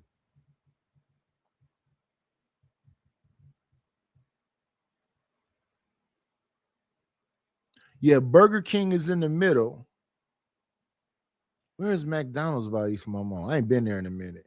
Because we used to always go to the side show at the mall. You either gonna be on the Bancroft side or the MacArthur side, but the side show is gonna be determined by when the police come. Because when the police come on MacArthur, they're just gonna go down to Bancroft. When they come down to Bancroft, they're gonna go down to Saliandro. When they go down to Saliandro, they're probably gonna try to pop back up on Bancroft.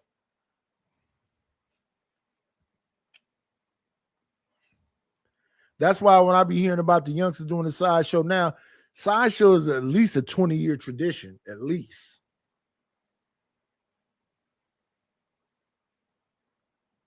But let's move forward. Let's move forward. Shout out to Royce. Royce, I hope you get over that and stop thinking that everybody is against you. We just saying how it looks. Everybody's not against you. I'm not supporting no fucking stalker shit and no weirdo shit. And it just looks bad. So if I was you, I would just stop doing it because the aesthetics.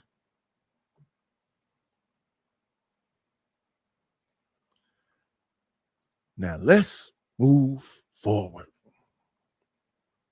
Oh, yeah, when I saw LA, I said I was going to drop this link. I'm going to have to ignore a few people today because I see the weirdos who made it into the building.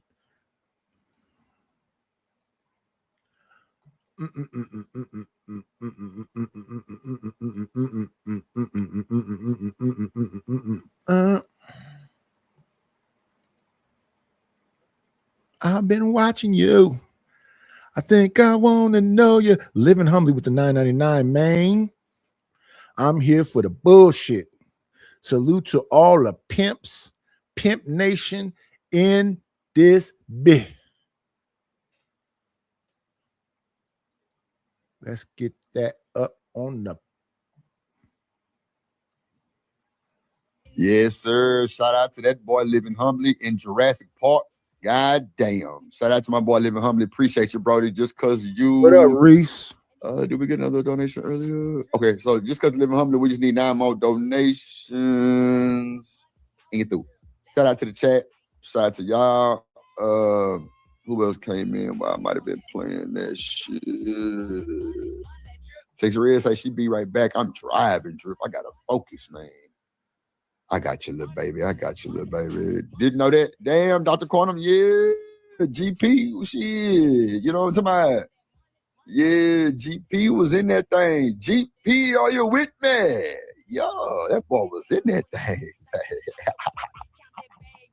He was in that thing, man. Oh, God, no. That's a bit to the kid.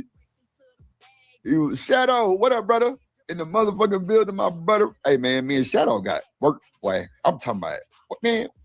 See, ain't too many Negroes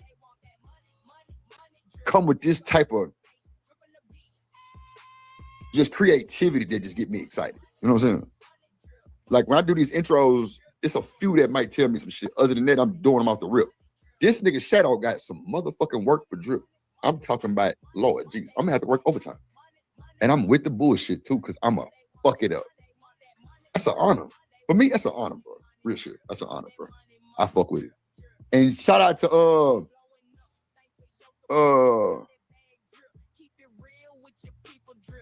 hold on, you say happy birthday, wife, living humbly. I think you might have been trying to put somebody else's name on there, Kojak. That nigga put maybe up for Dr. Corner. But shout out to Toya too. It's Toya's birthday too. Happy birthday, Toya. Happy birthday, Dr. Cornum in the building. That nigga Kojak say, I ain't finna put that on the screen, Kojak. Just just take it out chat, bro. You all right. Can I delete it, Kojak? I'm gonna delete that and you just redo it. How about that? Because you definitely put Lisa Ray will sit on any couch and tell you that she has standards, that she's not going to stress a man out by making him keep up with her lifestyle. And she means every word. I don't want to stress you out by trying to keep up with my lifestyle that I already have and am accustomed to. But you barely making it. What you mean? What's up, Kelvin? What's up, buddy? Oh, yeah, I spent a lot of money on you, Diamond. Oh, God. Why? Because if I'm going to these restaurants, I forget what dude name was that followed her to the house and said, I spent a lot of money on you. I always make sure you get home safe. Was his name Stanley? Y'all in chat, anybody in the clouds. What was dude name that followed Diamond home and said he always made sure she got home safely? Was his name Stanley?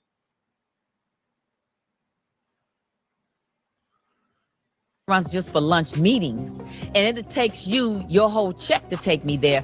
I don't want to stress you out. You cannot hang with me. She said that out loud. Damn. On camera, no filter, no shame. And honestly, you have to respect the honesty, even when the delivery is a little jarring. Lisa Ray has never pretended to be something she isn't. She wants luxury. She wants someone who can fund it without flinching. But what happens when the man you've chosen as your sponsor decides he wants more than a business transaction? What happens when he falls all the way in love and you're already looking at the next one? That's the Gary Payton story. And it is absolutely wild from beginning to end. Now, for those who need a refresher, Gary Payton is... Hey, I was just listening to Bomb Cherry over there. Bomb Cherry say, stop playing with these men.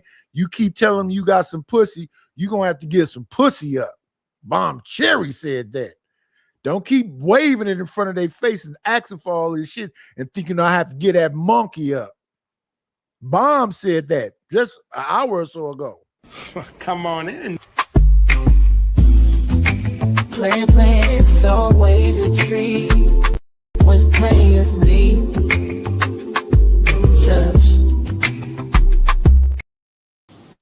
LA is in that place where the girls look so good and it don't cost that much money. Oh no, what's going on, LA? It don't cost that much money. Yeah, isn't it cheaper in the DR? Nothing is cheap, sir. I said cheaper. It depends on what you say cheaper. You Well, get we're $20. looking at Lisa Ray talking about she got a luxury lifestyle. You got to maintain it. If it's going to cost you your whole check to take her to breakfast, you're not the right guy for her. She only fucks with kings and overlords. The 2026 Lisa Ray or the 1995 Lisa Well, Ray? the mind is still the same as Diamond from Players Club. That's what I'm asking you.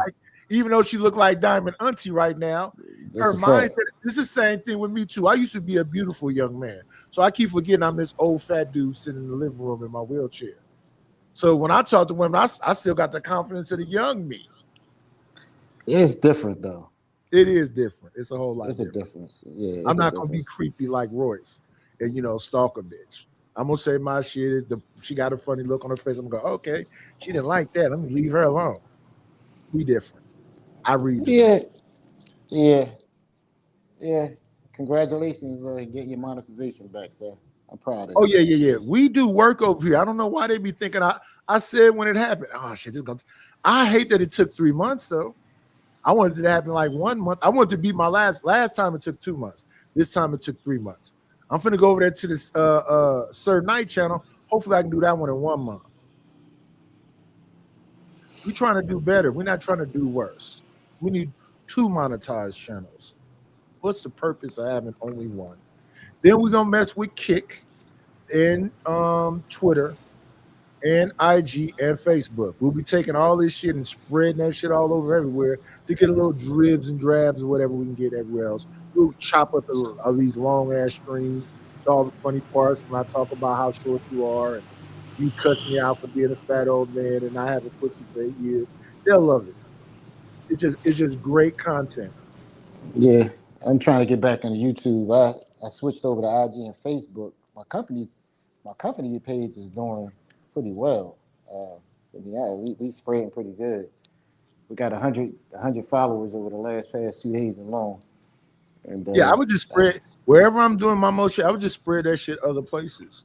The problem is with YouTube, it's funny. You do IG, do it have any like IG symbols on it? Yeah, say I just spread that shit everywhere. The problem is with the shit that work on IG don't work on YouTube. Yeah, every place got their own different kind of niche and feel. So TikTok is all about short shit, right? Little dances, little short viral clips and whatever else. So they the short kings. They're like I think it used to be called Vine. Yeah.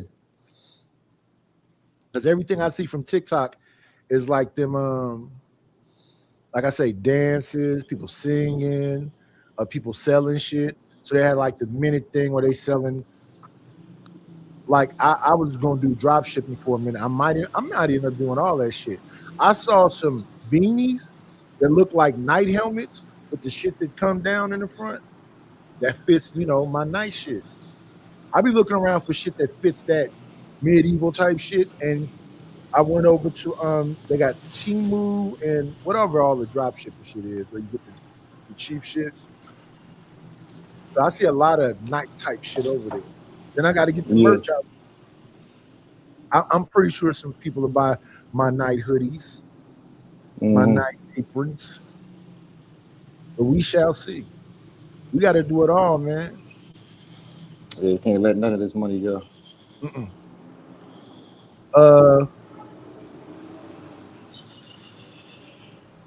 Send 7 seconds.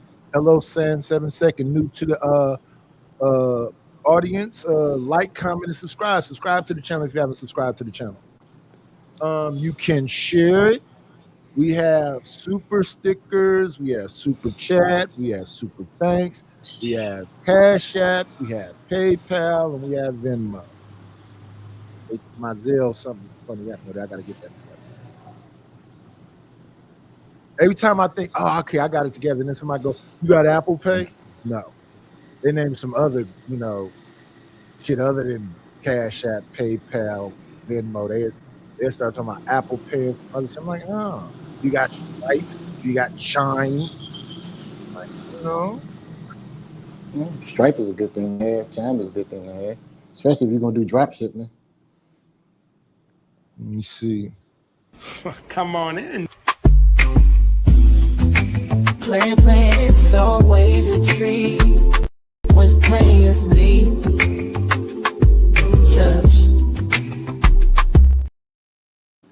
I see ADS. Is that the same Sir Lord? Yes, Nidus. Well, my bad about yesterday, Nidus. Maybe I overreacted to it. My bad. No. Don't come up here simping today, light skin. Oh, his light skin. Oh, hold on. Did he tell you he about to go viral? Who? Lord ADS? Yeah. What you about to go viral for, Lord ADS? He sexually harassed this white girl in the gym, and she cussed him out in front of everybody, yelled and screamed at her, told him, no, I have a boyfriend. He fuck around be on TikTok. He trying to hide now. But we all know what it is. He came up here and told us the story. I think Lord ADS don't understand the relationships that's been on these YouTube streets. Lord ADS, I have been here for 4 years, and most of these people I'm talking to got something, that's in their ass is itching a little bit where they want to, get off on me. But do you hear what they be saying to me, Lord ADS? Sometimes, Nidus, I do, but not all the time. Yesterday, Shanika called me a predator. Wait, what? Jokingly said I'm a predator. Is that funny? No. But she casually said it, and that'd be my thing. It's a lot of people in these YouTube streets that want to be able to punch a nigga in the face like 3 times, and then they have a Captain Saberho nigga come over and make it seem like she did just punch a nigga in the face 3 times. Hey, that's a woman. Everybody keep your hands off each other. If I see a broad get off on a dude and he get back off, I'm gonna mind my fucking business.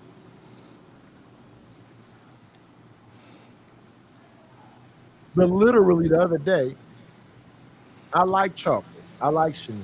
I like sexy wear. I like most of these people. I don't got no smoke with them. But they casually sometime will say some wild shit about me. And I'll be like, where did that come from? And I don't think you dudes be paying attention because y'all mouth be wide open. You can't think because all your blood is in one area.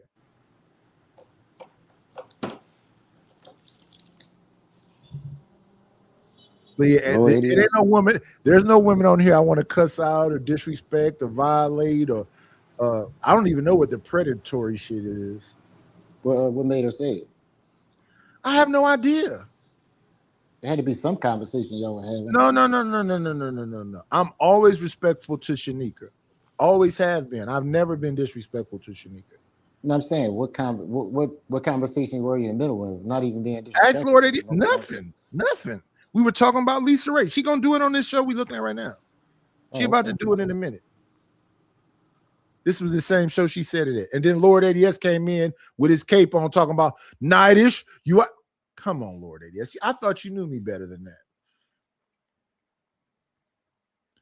What's going on, Ryan Bardwell? Yeah, I gotta go. So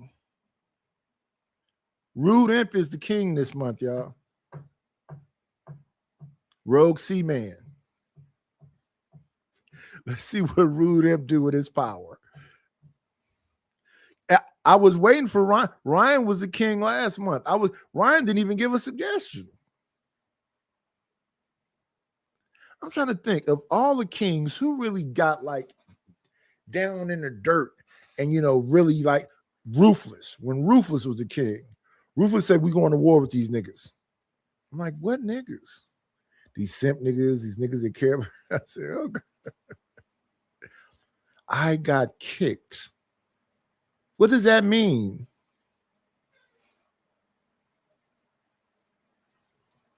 Amazing. How did you get kicked? I gave you a wrench. You clearly was a king. How could you can't get kicked? Let me see. Maybe I need to give you a big wrench. How did you get kicked? Who did that? Why didn't you inform me? Hey, TMKC. Let me see. What kind of wrench do you got? Okay, let me do this. Let me upgrade Ryan to having a big wrench.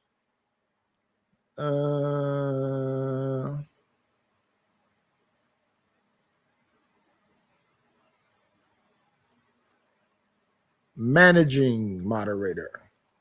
Please mod with your wrench. When you see people in the chat saying goofy shit, you get on them. Right now the king is Rude Imp. So to eliminate royalty, you got to pay double. But regularly it's $100. If you pay $100 now, I'll make you king next month. If you don't want to pay the $2, but yeah, it's double to get rid of royalty. I just dropped your thing so I can bring up the Ashy Salamander. Let me see. Let me figure this out right quick. We got to bring up last month's queen. Come on in. Grand rising queen, shine like you mean. Forever may you gleam. You are everything. And see, we have the beautiful TMKC up here. And I appreciate that TMKC came up here. TMKC, have you ever felt like I was being predatory towards you?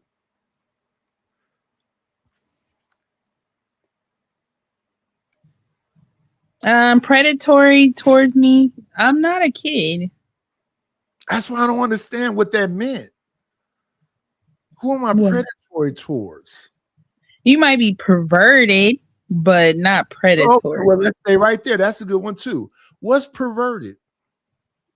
When you just bust out, start talking about people's titties or what they coochie do or they mouth do. What did I say about your titties? Not mine. I just heard you doing it to other people. Yeah, you haven't done it to me. Wait. TMKC, this is what I said. I said to Rogue C one time, she has very nice breasts. I said it just like that. That's creepy. You don't remember what you say. You was drunk. Just plead the fifth. No, I said she had very nice breasts. That is not how you. Skills was all in the chat talking about that's a girl. That's a grown fucking woman. I get tired of you motherfuckers trying to make it seem like because I'm 56. Oh, any woman, she ain't 22. She's not 21. She's in her 30s at least. So it's Well, creepy. Till needs to drop that anyway because he likes to beg her same man for money online. He begs men for money so he can just keep his mouth shut. Yeah, if you want to make TMKC the queen, that's only $50. Hey, CJ. But yeah, Ron, you were the king all month. You barely spoke. This month, that's all. And I just took a thing down. Let me grab it back up. The Rook was CKJ3 last month. I got to replace all these. It's a new month. Oh yeah, you ready on the first, like cracking. No, let me stop. Yeah. TMKC, it was the queen last month. There she go. Beautiful. You got a queen for the whole month. Hey.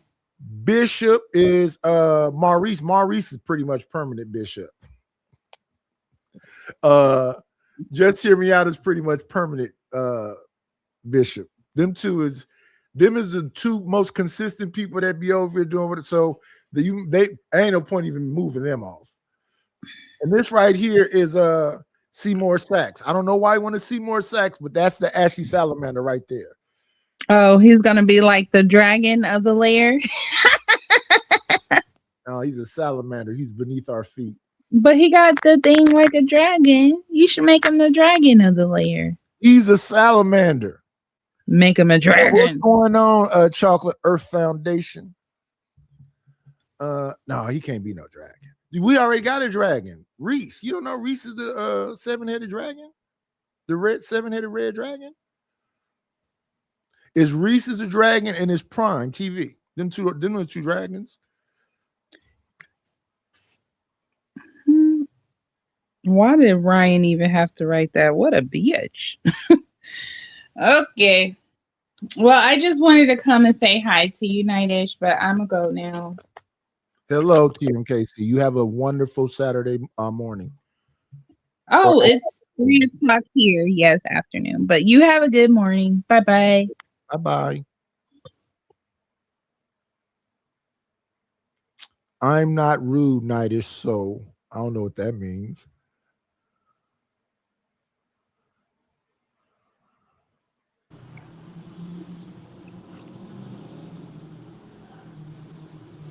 I'm just asking. I don't know what you're asking. That's what I'm looking for. But rude, I gotta go find his avatar so I can make him king. And to eliminate any royalty is double. So if somebody want to take the queendom from TMKC, it's $100. But for her to be queen is $50. Let's get back to the whole show though.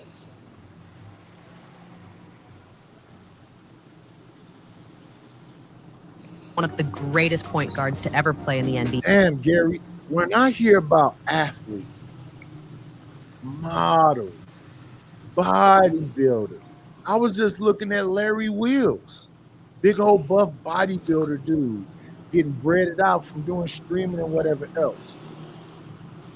So he had his. I can't hear you, Nightish, if you're talking. You can't hear me? Might be me. Yeah, drop and come back.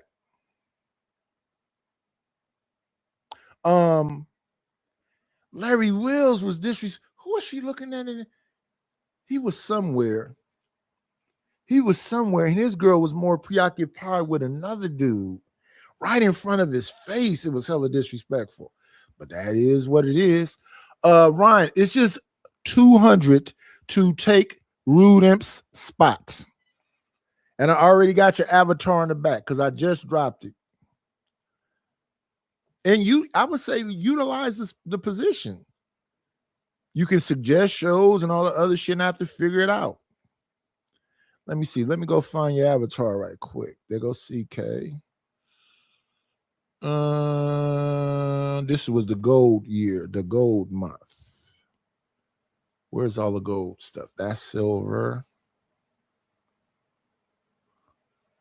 There go the queen. There go the king right there. This was you. I'm surprised you didn't see me showing this thing all last month. This was you last month. You got the Trump thing, right? Oh, you changed it. Let me go to your channel right quick. Let me see. You changed it. Oh, you just have a Trump banner now. Okay, you changed it. I think that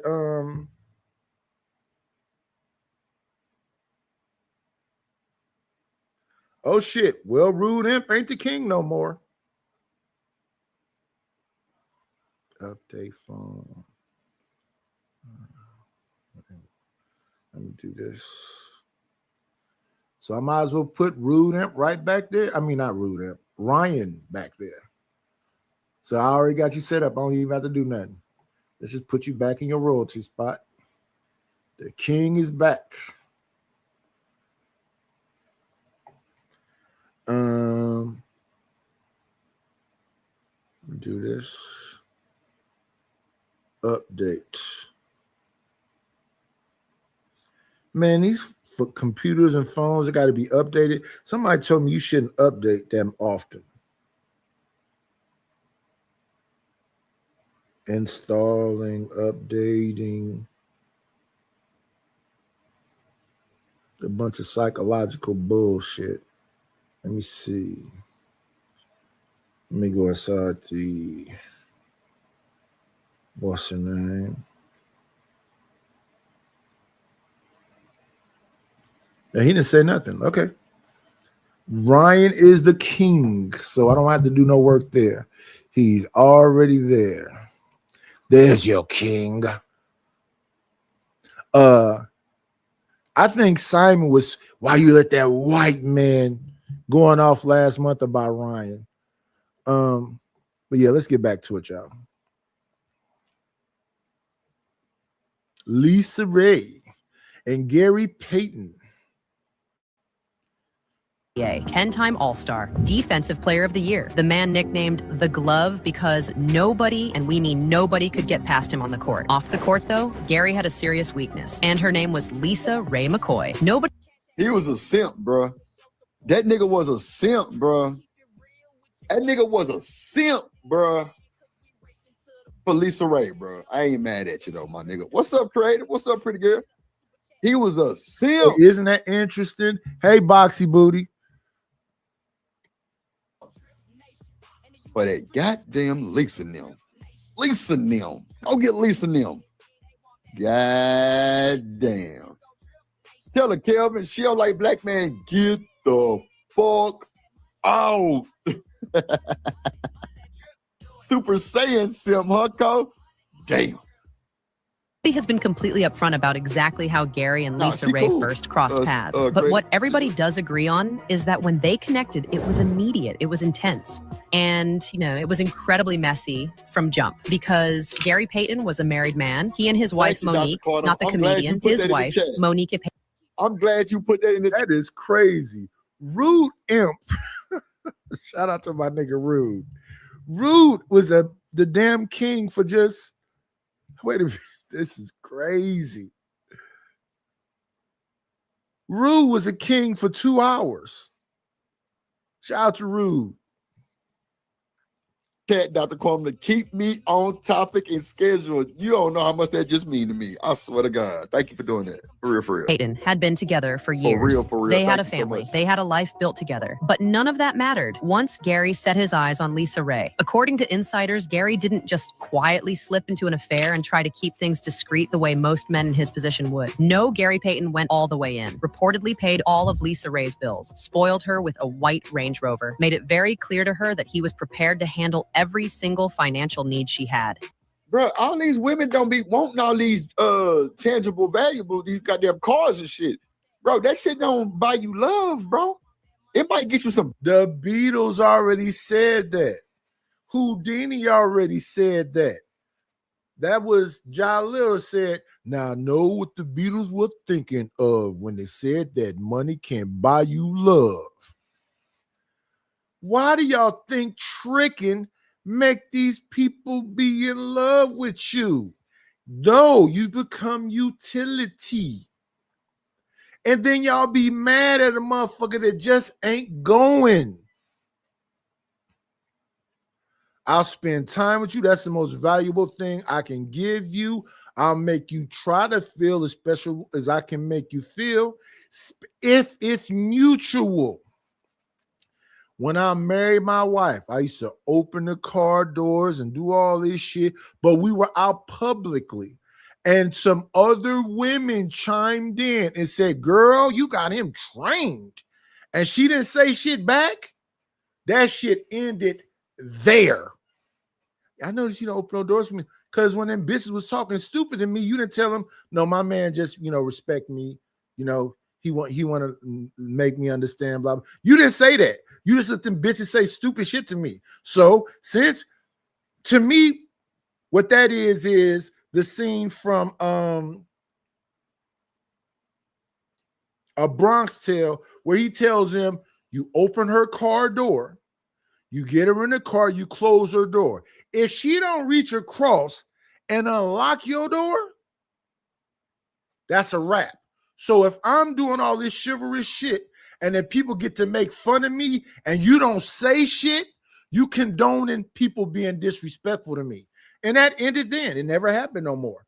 No more opening doors, no more opening the car door. That was it, over it. But we stayed together. But yeah, that was over with. That was done. You can't let people mock me because I'm loving you. Box. But it's not getting you no love, bro. Just because you buy a car for a woman, bro, that don't mean she love you, bro. You over there trying to make her love you. That's the problem. See, I think these niggas with this money, they be trying to make the women love them. They ain't never had no real love. So I'm going to buy the love from you. How much you going to cost? 10 bands, 20 bands? And that's the difference. So me, I've had people that's actually liked me. They just didn't understand certain, like, I think my wife loved me. But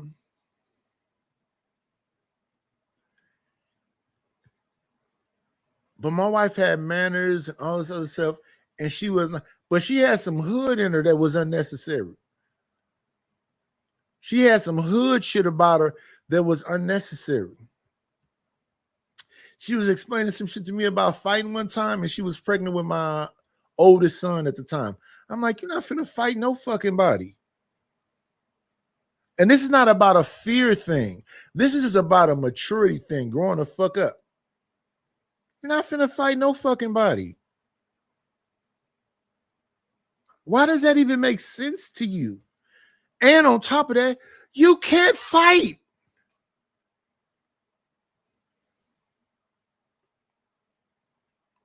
She's like, what you mean? I can't. I said, no. You know how to throw punches and grab hair and do whatever else. But a lot of these motherfuckers out here is literally going to boxing classes, literally going to the gym, literally learning Muay Thai, literally learning jiu-jitsu.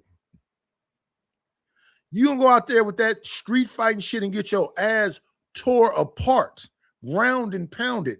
You're not finna go out and fight with my damn baby and you. The fuck? And you never know what a stranger know. Like, I never took the karate shit seriously, but I talked to people that do karate and they showed me some shit. I never took the boxing shit seriously, but I talked to people that know the boxing, so they showed me the stances. They showed me how to hold your hand so you don't break your fucking hand. They showed you how to, throw a proper jab where you're not, you don't do this windmill shit. It's all about distance and snapping. So all that shit, right?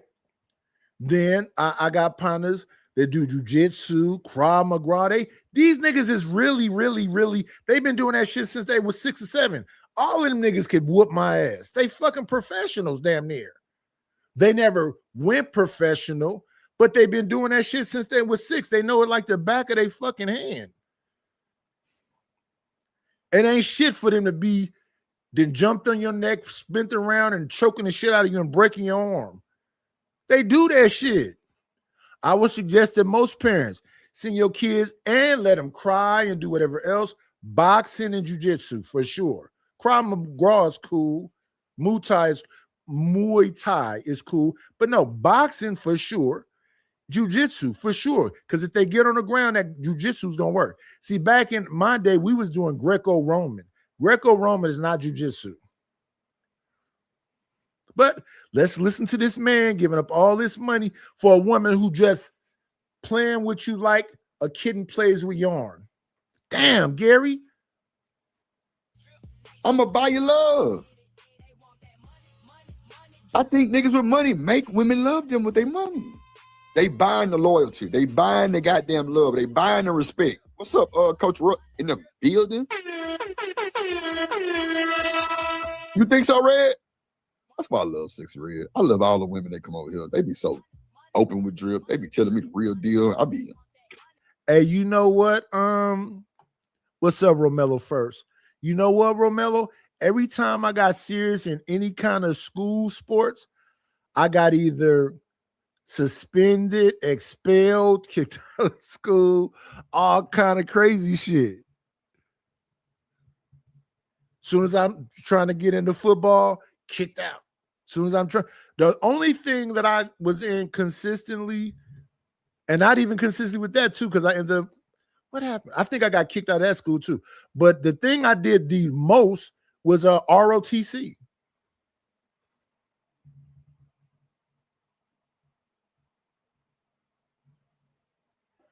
Yeah, but I think you should teach your daughters and sons, take them to the damn. Well, we used to go to a dojo. Take them to the damn boxing, and take them to that damn jiu-jitsu, and take them to that damn range. Because as loving and as much as people try to make it seem like this somehow, you know, utopia, no, it's dystopia. You got to be prepared for the fuck shit. You got to get the fear up out of you. You got to get the fear up out of you so you can live life. People be losing out on all kind of things because of the fear.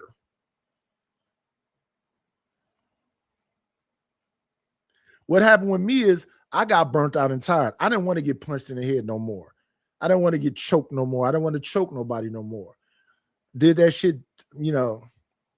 Like I said, I'm cool. Motherfuckers don't really like fight like that no more. Motherfucker, you'll fight with motherfucker, they'll come back and shoot your ass. We trying to acknowledge. That's Romello. Let's give Romello this one. Thank you for the money. Cheese, Betty, the dough. Buddha, scratch, Skrilla, paper. Romello 747 with the $2 ball said, I wrestled 8 years, 2-time state champion. That's what I'm talking about. That man a professional.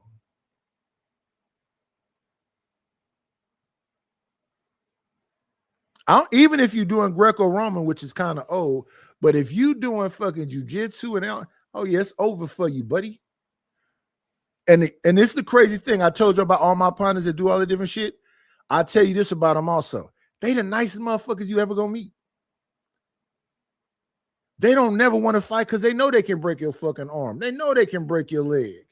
Quick, too. In fact, I was probably, let me see, how old was I when this happened? I was probably like 20, 21, right? Because I used to always be messing with people boxing. Some of my old partners, I don't even know how much older they was than me, but they would see me, they just tilt their head, they like, and when I see them tilt their head, I always laugh, and then they laugh. Because when I was younger, I used to be an asshole, but I grew out of that. And you know, sometimes they see me, we'll get through an event, get through the movies and whatever else, and they come over and roll me on my shoulder, and they go, you know what? You changed. And we always laugh and keep it pushing. And the reason I changed is because we're not kids no more. We really not kids no more. These motherfuckers really knocking down old folks, young folks. Hey, They got these switches and all this other shit out here. These motherfuckers is, you know, they little assassins and making songs about it.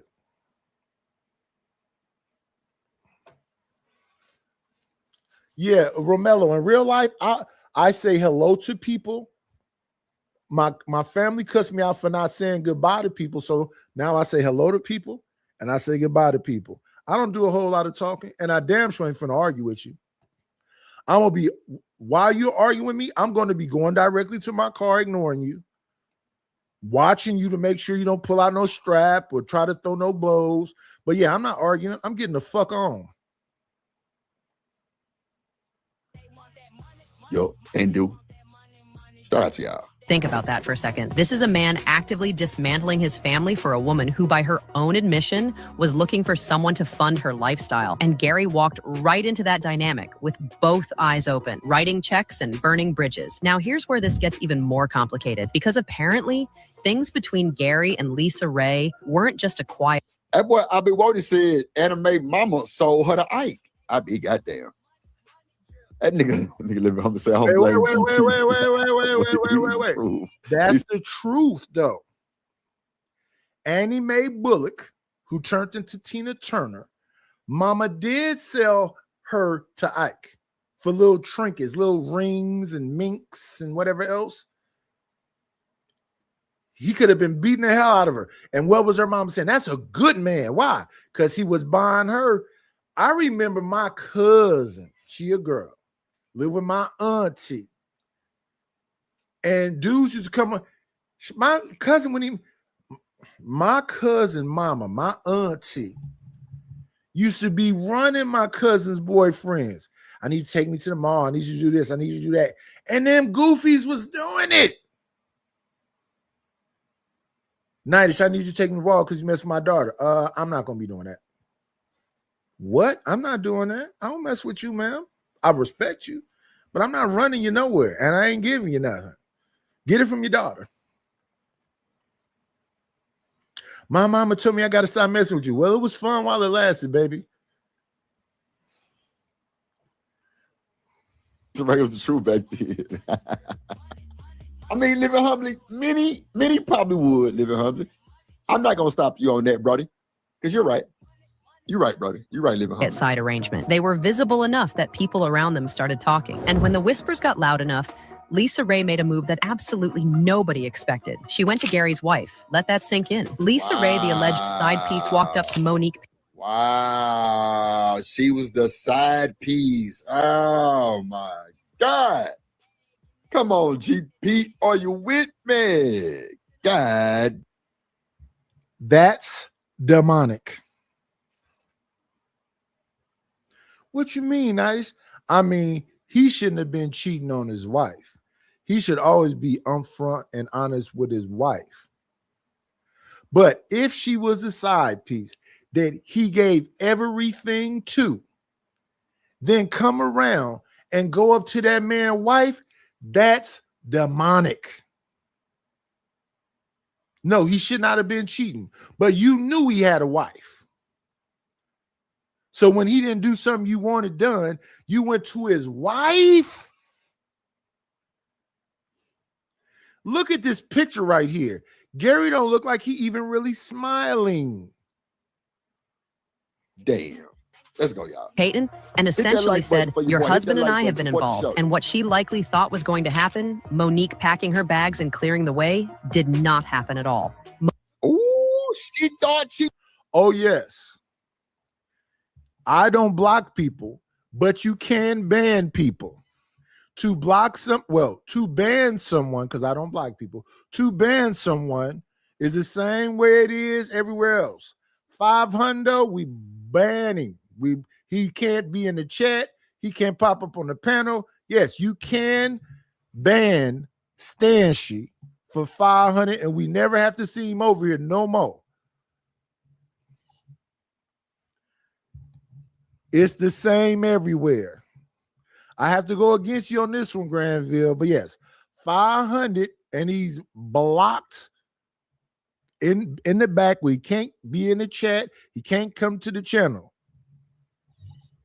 Yes, we can ban Stan She.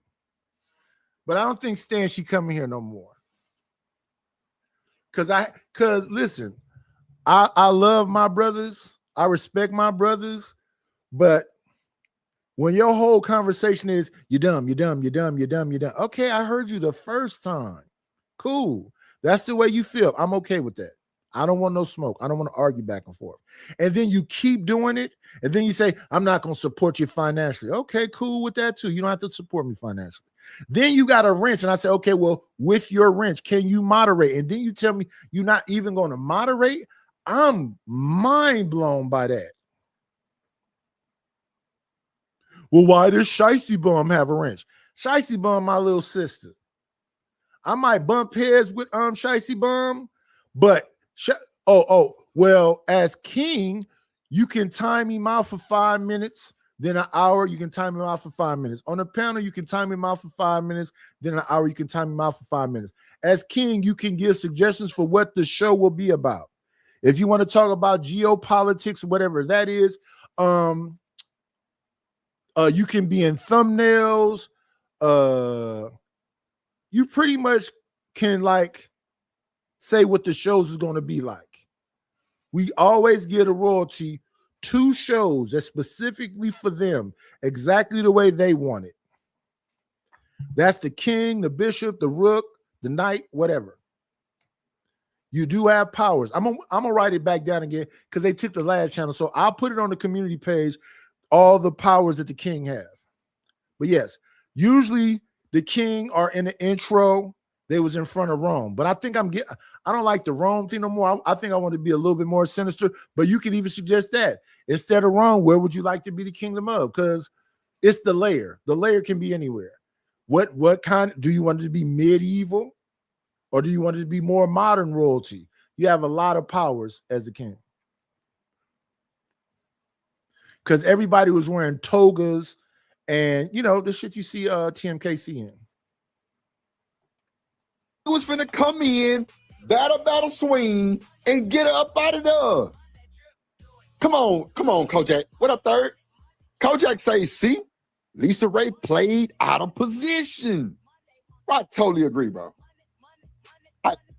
Yeah, if you the side piece, be the side piece. When you start, I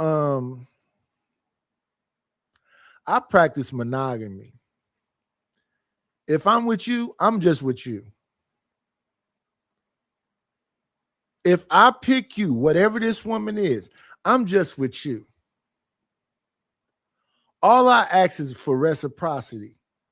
It ain't nowhere in the world you're going to not know about my affections for you, my affinity for you, how special you are to me. Because my attitude, my wife used to be like, why ain't you? I said, baby. I remember we used to go to them street fairs and when we be walking up to me, I'd be looking at them like they shit. Why are you talking to me? I mean, I'm okay, civility. Hello, how you doing? Blah, blah, blah, blah, blah. But why are you doing some extra shit? If you say 2 or 3 sentences that don't sound like it's just hello, I'm going to say, my wife is right here. Because my wife and kids are always with me. It's very rare I'm going to go anywhere without my wife and kids. Very rare. In fact, whenever I used to show up to Home Depot without my wife and kids, they'd be like, people in the store would be like, where your wife and kids at? And we would laugh about it because that's how much we be together. We're going to the movies together. We're going to restaurants together. We're going to stores together. In fact, if we are, we most likely buying shit for the kids. I rarely buy shit. This shit y'all be, this hat right here, for example. This hat I bought, I believe, in 2007. If not earlier. I bought this hat when that fucking because Mac Dre had out I'm Feeling Myself. Whenever I'm Feeling Myself came out, that's when I bought this hat. This hat is falling the fuck apart. I barely buy shit. Until it falls apart, it won't be replaced. And when I replace it, it will be a hat that looks just like this one. So you won't even know it's replaced. I wear the same shit.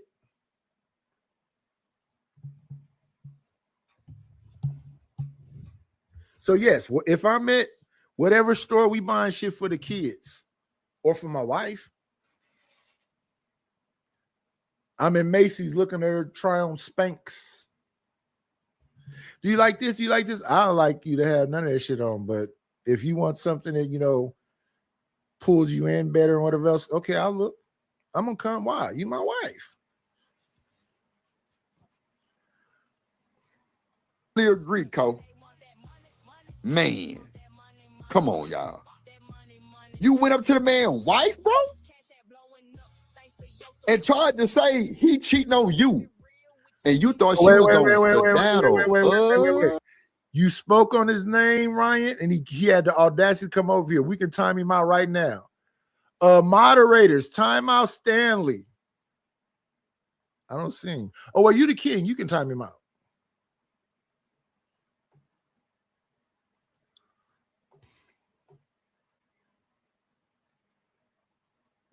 Or no. Or no. Know your role and stay in your place, says I be Wody. Shit. Monique wasn't going. That's Lisa Ray, Wody. Look. Now, he go living humbly. Lisa Ray, you fucking up the side chick code. God damn. Thursday, out of line. Come on, Third. You know how we rocking in that city. Going anywhere. Now, why would Lisa Ray do something that bold? Because she had done the math. Lisa Ray knew. Yeah, so let me explain that too. I'm gonna put that in the community page also. It's $50 for the day. If y'all want to stop somebody from being a chatter on the show, it's $50 for the day. It's $500 to get rid of them permanently. But me personally, the night, I don't block anyone. But if you are the king, the queen, the bishop, the rook, just somebody in the chat, and you want to block somebody permanently. Matter of fact, let me go look at these rules because I don't want to over because yeah, permanently is crazy. Let me see. What is Wish Doctor's thing? His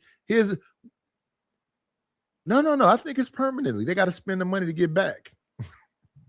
that's Sharon rule too. Sharon rule is the same thing.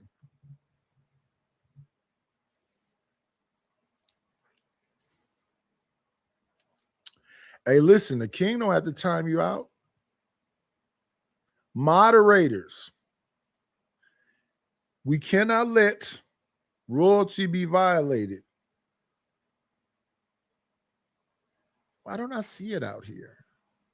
See it on the inside. Live chat. Here's Ryan, Shy, Steve Bomb. I don't see it out here. Let me try to go back over here again. Fan funding, top chat. I see him talking shit on the inside, but I don't see him out here.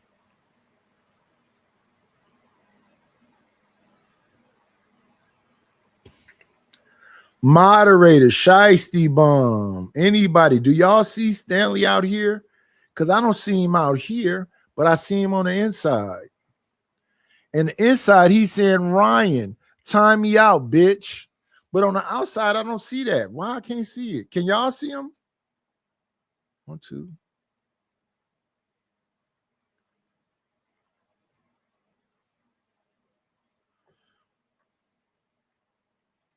That Gary was invested in her financially, emotionally, all of it. Yeah, she liked the attention. She liked the money. She liked all that shit.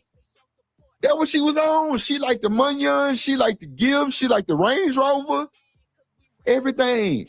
So get what she did. Yeah, nigga, you ain't going nowhere. I'm going to tell your wife that you fucking with me and you going to stay with me. Yeah. Think again, motherfucker. He went over there and did her thing and came right on back to this town. Goddamn, he ain't go nowhere. He ain't go nowhere. He ain't go nowhere. But you caught the bad end of the stick because you lost the deal. You fucked the bag up. You fumbled the bag, Diamond. Come on, Diamond. Come on, Diamond.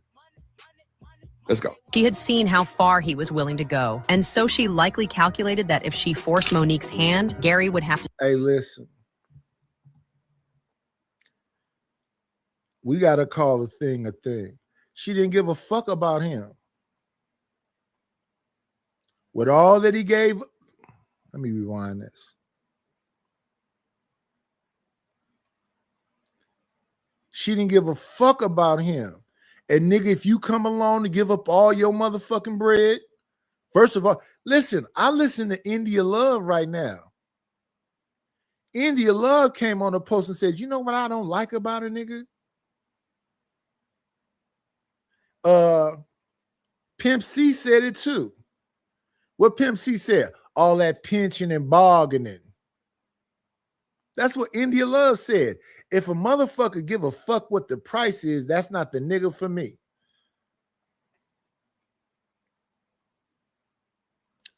Now, you know what's crazy? India Love fuck with DDG. I remember DDG was messing with a girl and he went to the Tiffany store and he told her he was going to buy something for her. Now, ain't DDG supposed to be in that bag of niggas that don't give a fuck because he got so much bread? That nigga went in that Tiffany store and said, what's the tiniest shit you got in here? Which made perfectly good sense. So he got her the tiniest little skinny bracelet. Skinny than the motherfucker with the little, look like Lucky Charms. They was purple. And he got her the tiniest little skinny little necklace with that same little charm on it. That makes sense to me because all he doing is dating you. But DDG, you be leading with your wallet. Yeah, all you dudes as traditional dudes, shout out to y'all, but leave me the fuck alone. I'm a modern man. I'm not finna do all that suck ass, simp ass shit. For what? Do you fuck with me or not? And if I don't feel like it, keep your pussy. That's what I be loving. When a bitch go bad on me, I be like, okay. They be thinking I'm gonna be upset. No.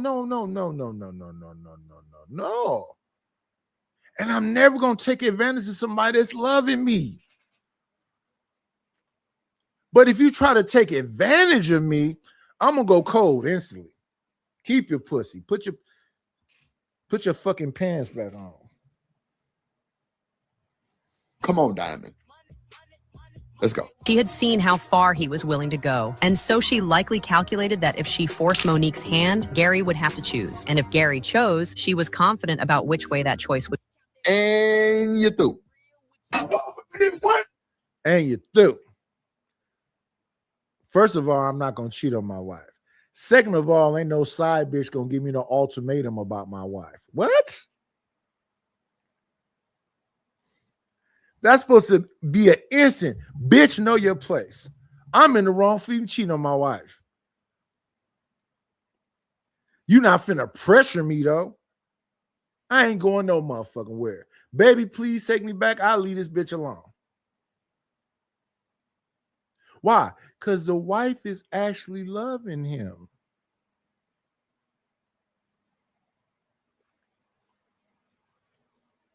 Now, his wife don't look like Lisa Ray, but that's not no bad-looking woman.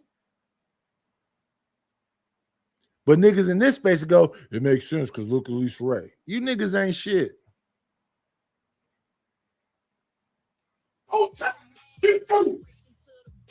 Bro, live it humbly. You know who else, sisters, that y'all probably would never think of? Let me see. My dog made it into the building.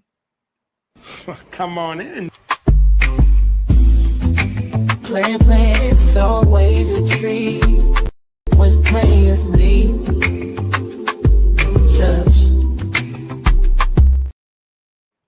What up, my brother Chicagoan? Man, shout out to my base area, my Bay Area OG from East Oakland to be exact. What's up, Nightish? What's going on? Have you heard that story about Lisa Ray? hollering at the chick that got on stage with Usher and then go along with the program? I heard her speak about it. Yeah. I think I saw a snippet of her speaking about it. And Lisa Ray, man, I can't even, like, don't get me wrong, I agree with everything you were saying. I wouldn't cheat, but god damn, I'd be tempted because Lisa Ray was a bad motherfucker back in the day, boy. So it's like contradictory because she's telling the people that's at the Usher concert to go with the program, but we looking at this information right here where she was a side piece messing with Gary Payton and then made an ultimatum to Gary Payton to choose his wife or her. Okay, see, I didn't know that. I didn't know she was messing around with GP. She's been side pieces to a few people is what we starting to hear right here. That's what this whole show is about. So how can you be that and then try to give somebody an ultimatum? Then you was married to was he like the king or the president or whatever of Turks and Caicos? The prime minister of Turks and Caicos. So you the prime minister's wife and you fuck that off. She don't do this shit well. She don't know how to play a role. So how's she gonna tell somebody else to play their role? Well, I think she admitted earlier she was chasing after money. And you know, with money and power, that comes you know, a different set of rules for those men. So you're not gonna be the main primary in that situation if those men, you know, want to do other things, because the main reason you was chasing after them is the main reason a lot of women chasing after them. So you have to fall back. But I think that Gary Payton was a fan and she wasn't chasing after him, but a powerful man would never let her even get to a place where she would be comfortable with thinking that she gonna replace his wife or he not gonna go find a younger version of her. Yeah, well, we don't know what GP was telling her either. It's a possibility GP could have been, you know, whispering sweet nothings in the ear about he was gonna leave his wife, or maybe he was fed up with his wife. Oh man, if he did that, that's some real whole shit. Yeah, what's going on, some Buck? niggas do that. No, I get you. I understand that, but that's some whole shit. To me, and I heard it in this space. I hate that I'm using the term from this space, but you're supposed to keep frame. Like, I think people don't understand that on here. Just because I said some flirty shit to somebody don't mean I'm finna lose frame, no. Right. I don't stop being a man because I flirted with you. Right. And you're not finna play with me like I'm some kind of, like, creative gonna say, okay, so your house is, so when you sell your house, send me $100. No, I'm not a hoe. I see your $100 if I want to see your $100, but because my house is being sold, no, I'm not a hoe. I'm not sending you shit because my house is being sold. Keep your pussy. I'm not that interested. I've been alone for 8 years. I can go along with the rest of it for whatever. Yeah, I'm not a trick. I don't know nothing about tricking. I can't trick. I'm not a pimp. I don't want to pimp nobody, but I'm definitely not no fucking trick. I'm not giving you shit unless I feel like it. But you're not gonna blackmail me into some shit because you got a fucking vagina on you. But see, that's they don't understand. It's a fair exchange. Fair exchange ain't no robbery. If I decide to give you some of this wonderful dick, be appreciative. Don't make it seem like, oh, dick, oh, I'm disgusted by it. You got to give me something for me to even look at that thing. But that's the dude's fault, because the dudes help feed it this mentality and what you see today. It was dudes that was like, I hate when I see dudes, when women just being able to be disrespectful to niggas and niggas just taking it and they kissing their ass. Like, I never did understand that, because I got a lot of respect for Hey, 18th, and angry with you that you not accepting it. Yeah. Like Lord ADS came up here talking about he wanted to listen. Lord ADS came up here today and tried to say he apologized. I say, Lord ADS, I thought you knew me better than this. I'm not one of these niggas on here can't wait to tell a woman she's a bitch and you know she's masculine. I don't even talk about that shit. But if she's being so-called masculine and she's doing the most, I'm gonna respond to that quickly. But I'm not gonna stay there. Like I said. Most of these women in this space I've been knowing for like 4 years, 3 years, 2 years. I like Shanika. I like Chocolate. I like Sexy Red. I think they're cool women. Whatever way they want to live their life, they have the freedom to live their life. I'm not pressuring them about doing none of that shit. But you're not just finna dog walk me and just make up some shit and make me be like all of the men. I'm not like these niggas. I'm not stalking you on no panel. I don't give a fuck if I don't see you for months, years. When I see you again, what's up? And that's the thing, man. I don't know, man. I don't know the games people like to play and different things like that. I've never been into playing games when it comes to stuff like that, but I've seen I don't know, man. I don't know. Like I remember one time we was on Taz channel and Bomb was saying, you know what, Nice? I never seen you like really cuss a woman out. I say, Bomb, I don't really like doing it. I feel uncomfortable doing it, but I know how to do it. And she was on there with Lady Charzay, I think that's her name. And she's like, it wouldn't look real if you did it. And I said, bitch, what the fuck you mean it wouldn't look real? If you fucking pissed me off, I went off on her and Bomb for like about minutes or whatever else. And it's like the chat was like, oh, look, now what's happening with Nightish? What did Bomb say? What? And then I stopped and I was like, I like Bomb. I don't know Charzay, but I'm just fucking around. But that's what y'all really want a nigga to be like that, though. Yeah, I had to leave a chick alone one time because she purposely made me upset, and then she was like, "Cause you always seem like you got a cool head and you don't get." And when she started doing that purposely, I was like, "Yeah, I don't play them fucking games. I don't play them games. You can go on about your business. Because when I'm upset, and I really want to get back at you to do something to touch your nerves the way that you didn't touch my nerves. So in order for me not to really, I don't like to play them games. I don't like the chase, all of that. Like I tell people in a minute, just so they can understand my personality, because it's the best way that you can describe it. Look, I'm a boring ass nigga. I like doing boring shit. Boring, because that's some shit you can't really wrap your mind around, because usually boring shit is stable shit. It's not volatile. It's not chaotic.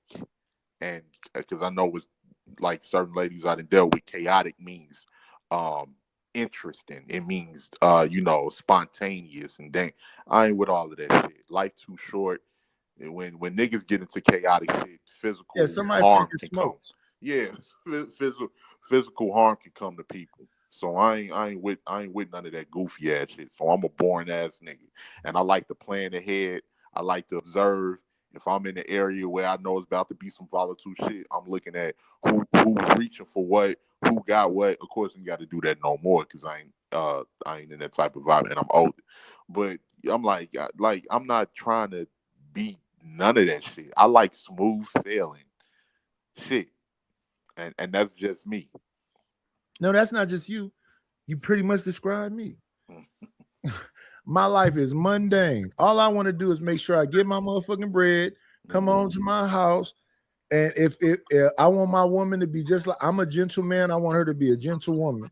And anything that's like agitating her and got her out of her whatever else, I'm gonna either give her space or I'm gonna ask her them two questions I always ask: are you just venting, or do you want me to fix something?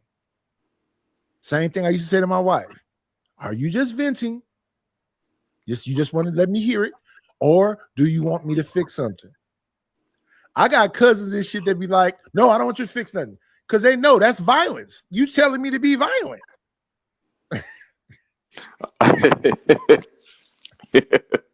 Hey, shout out to Uncle They know exactly what the fuck that means. What's up, Danner? Shout out to Uncle Ism. Yeah, we got Sir Ism up here saying we bachelorless men of YouTube. Uncle Ism be trying to give me some game. I'll be soaking it up. Uncle Ism. Now let's talk about Sir Ism for a minute. Nigga, you told me to go make all that pimp music for you, then you didn't come over here and pay for it. Let's talk about your scrawny ass for a minute. Let's talk about the midgets of YouTube for a minute. Nigga, why you ask me to make that music and didn't come buy it? Let me see. Do I still got some of that Ism shit up here? Let me see. Ism full of shit. I ain't that active and attractive that DJ produced. From the town? That shit is crazy. Yeah, it's supposed to be town business, man. What's going on? It's supposed to be. Let me see. I think I got rid of that one song, but I think I got some ism shit to up here. Listen to some ism music for a minute. What up, the real Tyler Durden?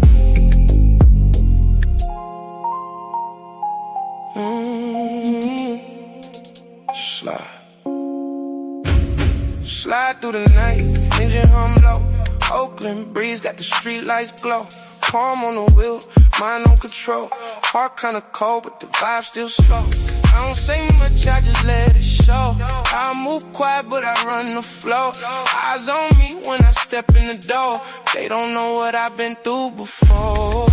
Silk on the field, but the pressure real. Every smile got a blade concealed. Yeah, love get tricky, loyalty rare. Gotta read energy when they stare. I ain't chasing, I track instead. Keep it player while I dodge the feds. Late night calls got a different tone that come through when she all alone. Late night feels, moving through the glow. Everything smooth, but you never know. Heart stay dark, game stay cold. Soft on the touch, but the soul been froze. Drifting real slow. City whisper secrets I already know. Love feel good, but it come with a cost. 18. Yeah, that's hard. That's I like that Bay Area snare. Say make him some Bay player shit. I go make him a gang of Bay player shit. Yeah, that shit hard right there. OG baller. I wanna be a man. Yeah, as soon as I Slide hear with the me sounds real right quick. there, I know that's the thing. Neon lights, late night. You already know what it is. I wanna be a man. Let me show you how to do it. Slide through clean, got the game, my influence. Gold on my neck, soft talk, real fluent. You ain't never had to play a move like this. This shit was custom made for ism. And shout out to Shicey Bum who's saying that I'm annoying and where's my wife. You know what, Shicey Bum? I got something for your ass. I'm a sick Royce on you.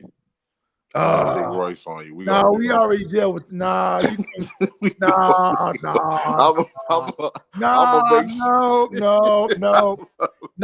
ain't doing that. No, I gotta utilize shit to my advantage. No stalker, creepy nigga shit. Nah. Nah, we ain't doing that. Nope. Leave my little sis alone. Nah, let her talk her shit. Nope. Hey, Shicey Bum, Royce gonna be looking for you in the daylight with a flashlight. All right, you better be smooth. You better be smooth. I'll pay a nice little penny.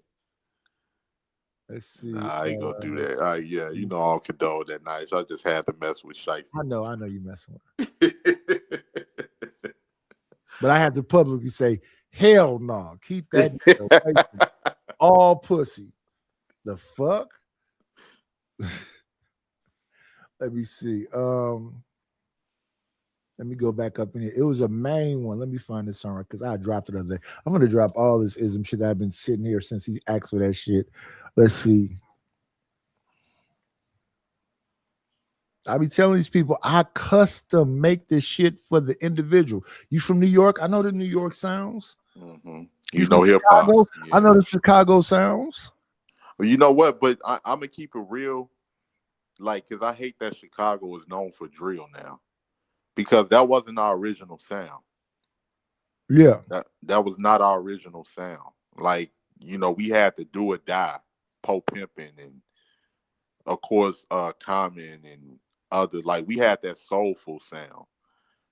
Now that I kind of think that old Chicago shit I used to listen to sound kind of like the Bay in Detroit to me. It was a lot of pimp type shit. It was a lot of influence. Player type shit. Yeah, it was play. Yeah, it was a lot of influence, even from because I told you my mother had the click game related when I was a kid. That's how I knew about E40. My mama had in a major way by E40 and all of that. That's how I knew about the Bay at a young age. I remember my uncle bumping Seagram and different shit like that back in the day. So they don't know. They don't even know Seagram. Yeah. Rest in peace, Seagram. Seagram was from the village. Yeah, he was from 6'9" Yeah, all of that stuff. And we get, with us being in the middle, we got influences from everywhere. But a lot of our influence particularly came from down south because with our lineage. And check this out. The reason the Bay sound the way it sound is because we first generation Bay motherfuckers. My daddy is from Mississippi. My mama's from Arkansas. Most people my age, all our family is from the South. Same thing. Like I'm second generation. Or I don't know if I say third generation because my grandparents and all of them was from Mississippi. My great grandma came from Pine Bluff, Arkansas. That's where my mother's from, Pine Bluff. So we like my grandmother, my auntie, they from Pine Bluff. And it took me a while to embrace it because as a kid, I used to look at Mississippi like they country, man. I don't want, because I looked at us more like New York. I was like, man, they country. I don't want, like, And then as I got older, I had a more of an appreciation because I used to hate going down south as a kid, man. They like, yeah, your ass going. I'm like, Mississippi? I don't want to go to no damn Mississippi. We never went down south with my grandmother. Had a place in Madera. And I remember one time we went out there and my father shot a damn rabbit with a shotgun and then made me skin the rabbit. When I was hella, I was like, I don't know about this. He gave me a pair of pliers and I had to rip all the fur off of the rabbit to get down to the meat. That wasn't fun. Well, I tried to milk a cow down there in Mississippi, but I didn't like the smell and I almost threw up, so I stopped. We did all of that, man. We used to go to them damn fairs. Have you ever been to the fairs where they had them jars where like the babies as heads is together and they had like when I know what you're talking about, like the freak show. Yeah. Oh yeah, the freak show. My father used to take me to some weird ass shit I'd have never tortured my kids with. That shit was a trip. Hello, Marty Marr. Hello, Buck 9mm. Shout out to Buck, man. Shout out to Buck. What's going on? Guess who?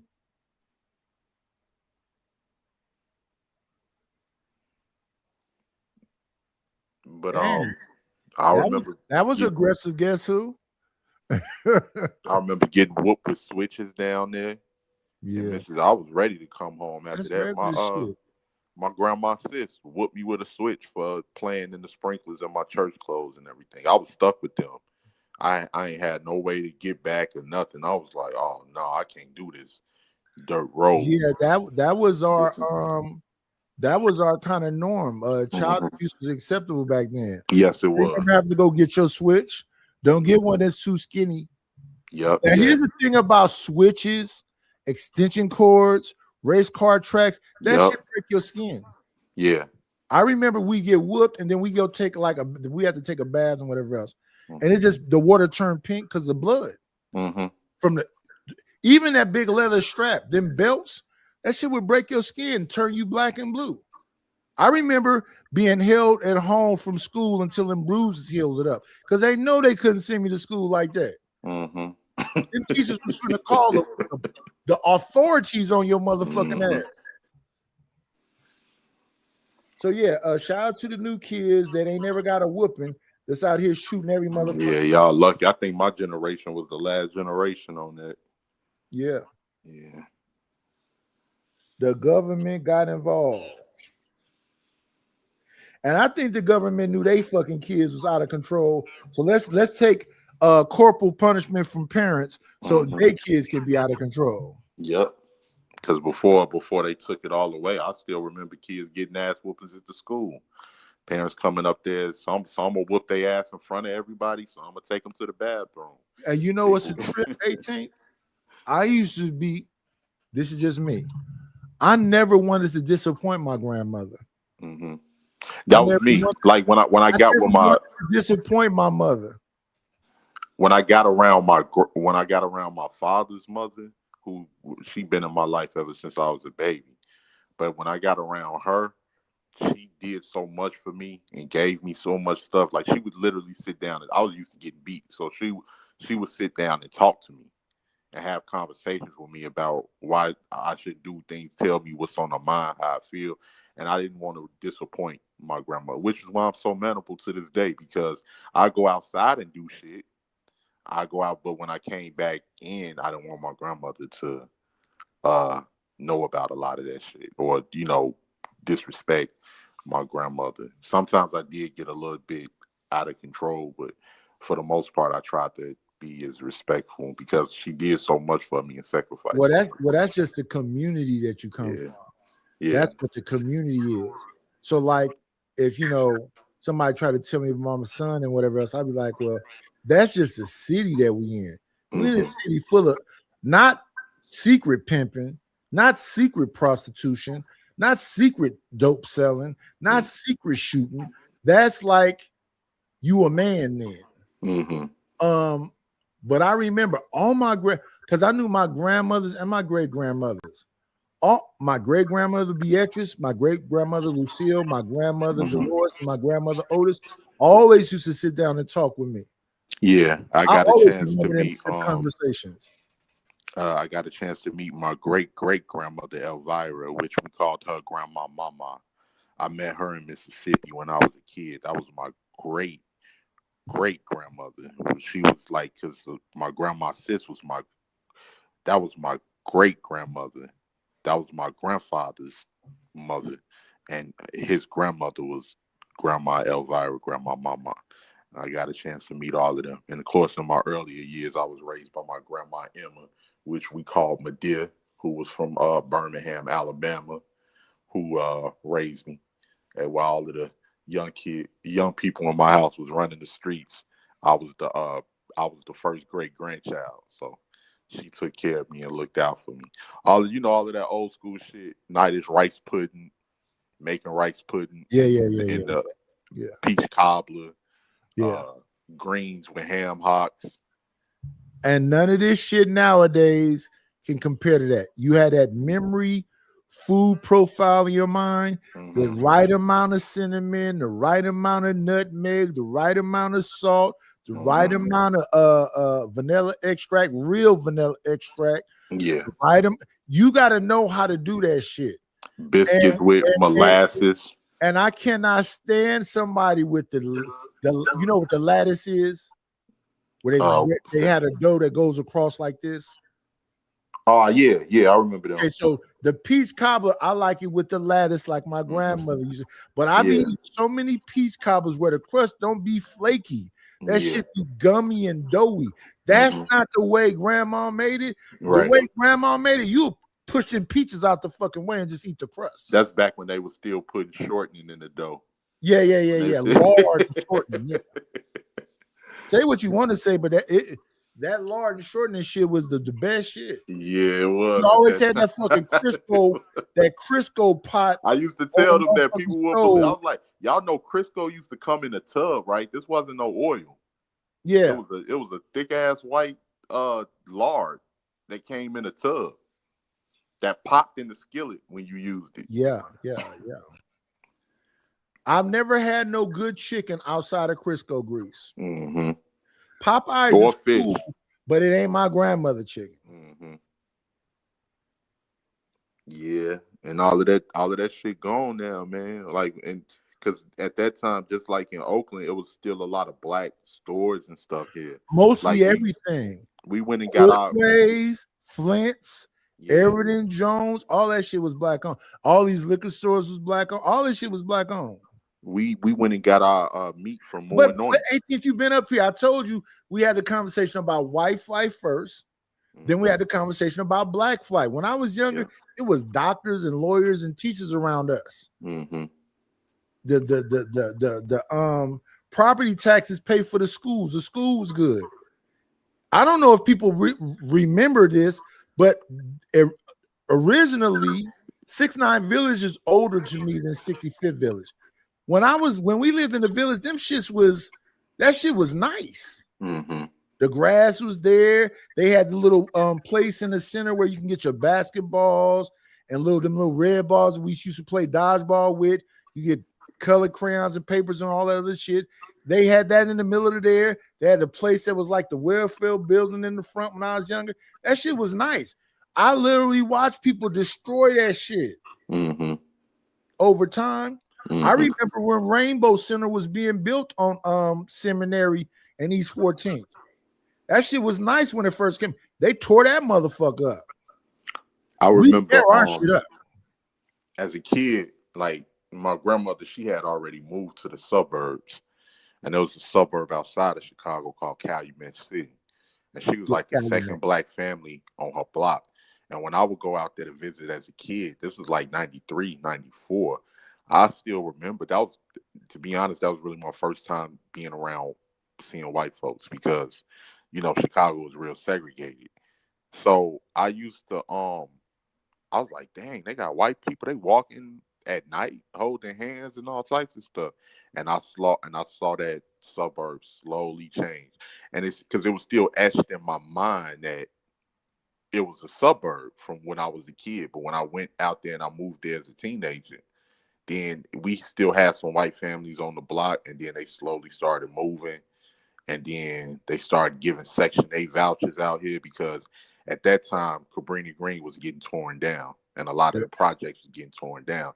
So they was getting Section 8 vouchers out in this suburb, and I saw that shit slowly change, and it got worse and worse. Now, it used to be well kept. Now it's potholes. They got police cameras up there. You know, the typical strip mall shit, beauty supply stores, liquor stores. I saw that shit slowly change. And because I thought I was wrong, I'm like, man, this is the damn suburb. I was running to the people out. No, I'm from the Robert Taylors. I was like, you from the how the hell you make it all the way out here? No, I'm from the Loden Homes. I was like, damn, man, all these project niggas moving out here now. And then slowly but surely it started getting when that happens, worse. When that happens, they say there goes the neighborhood. Yep. And it started getting, all of the resources was gone. It was I remember hearing like, damn, it's really been it's really homicides out here and all. I'm like, God damn, what the hell going on? And when I was younger, I wasn't conscious of how violent the city was, but I saw black flight in like 79. Not black flight, white flight. White folks left in 79.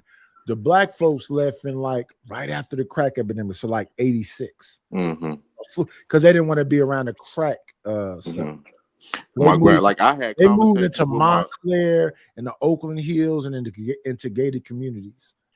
I had conversations with my grandmother about that, right? Because my grandmother, she lived in the area where I partially grew up at on 70. Like when she first bought her a building over there on 78th and Paulina, she bought it from a retired police officer that was a white person. And he told her when he sold her the building, if you have any problem with these people around here, you just tell me and I'll handle it. Because they was marching up and down 79th and Damon and marching up and down 79th and Ashland, saying how they didn't want black people in their area. That was in the 60s, but when she bought that home, like it was a 2-flat brick, red burgundy-ish brick building. That was the building my father was raised in, or I was partially raised in. She owned the building. But me and her had a conversation because I had to tell her she was always working so much, so she wasn't paying attention. I was like, Grandma, the area was changing. You just didn't know because you was too busy working and trying to handle stuff. Crack was coming in there. A lot of shit was changing. Gangs was coming in there. So you didn't understand. And you know, the area that was nice to her in her generation, that was completely different from my generation. My generation, it was known as Killer Ward. And then she moved. From that point, she moved to Calumet City to get my father from out of there.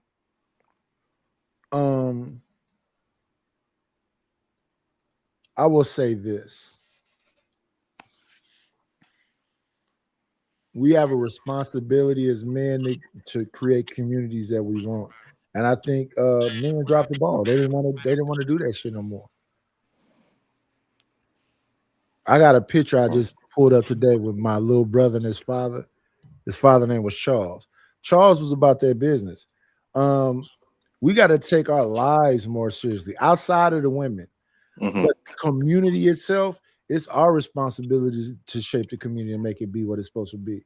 So that's why I look at people like the Black Panthers, the Nation of Islam, the Hebrew Israelites, and all the different people, and how they focus on community and family, making sure men is up to par and whatever else. Like, I look at myself and remember the young men. I'd be like, damn, nigga, how did you get that lazy? But it wasn't a lazy thing. I just got tired because everything in life earlier was all hard.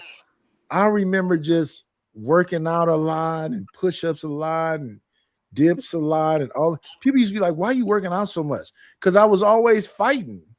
Mm-hmm. But once I stopped fighting, I was like, I'm like Adrian Broner pretty much in that sense, because that nigga don't want to fight no more. Nah, he done. He don't really. They in a whole gym. That nigga don't even want to do push-ups and burpees. That nigga just eating popsicles and waiting for the next bitches to come around. Mm-hmm. Oh, but now let me respond to this.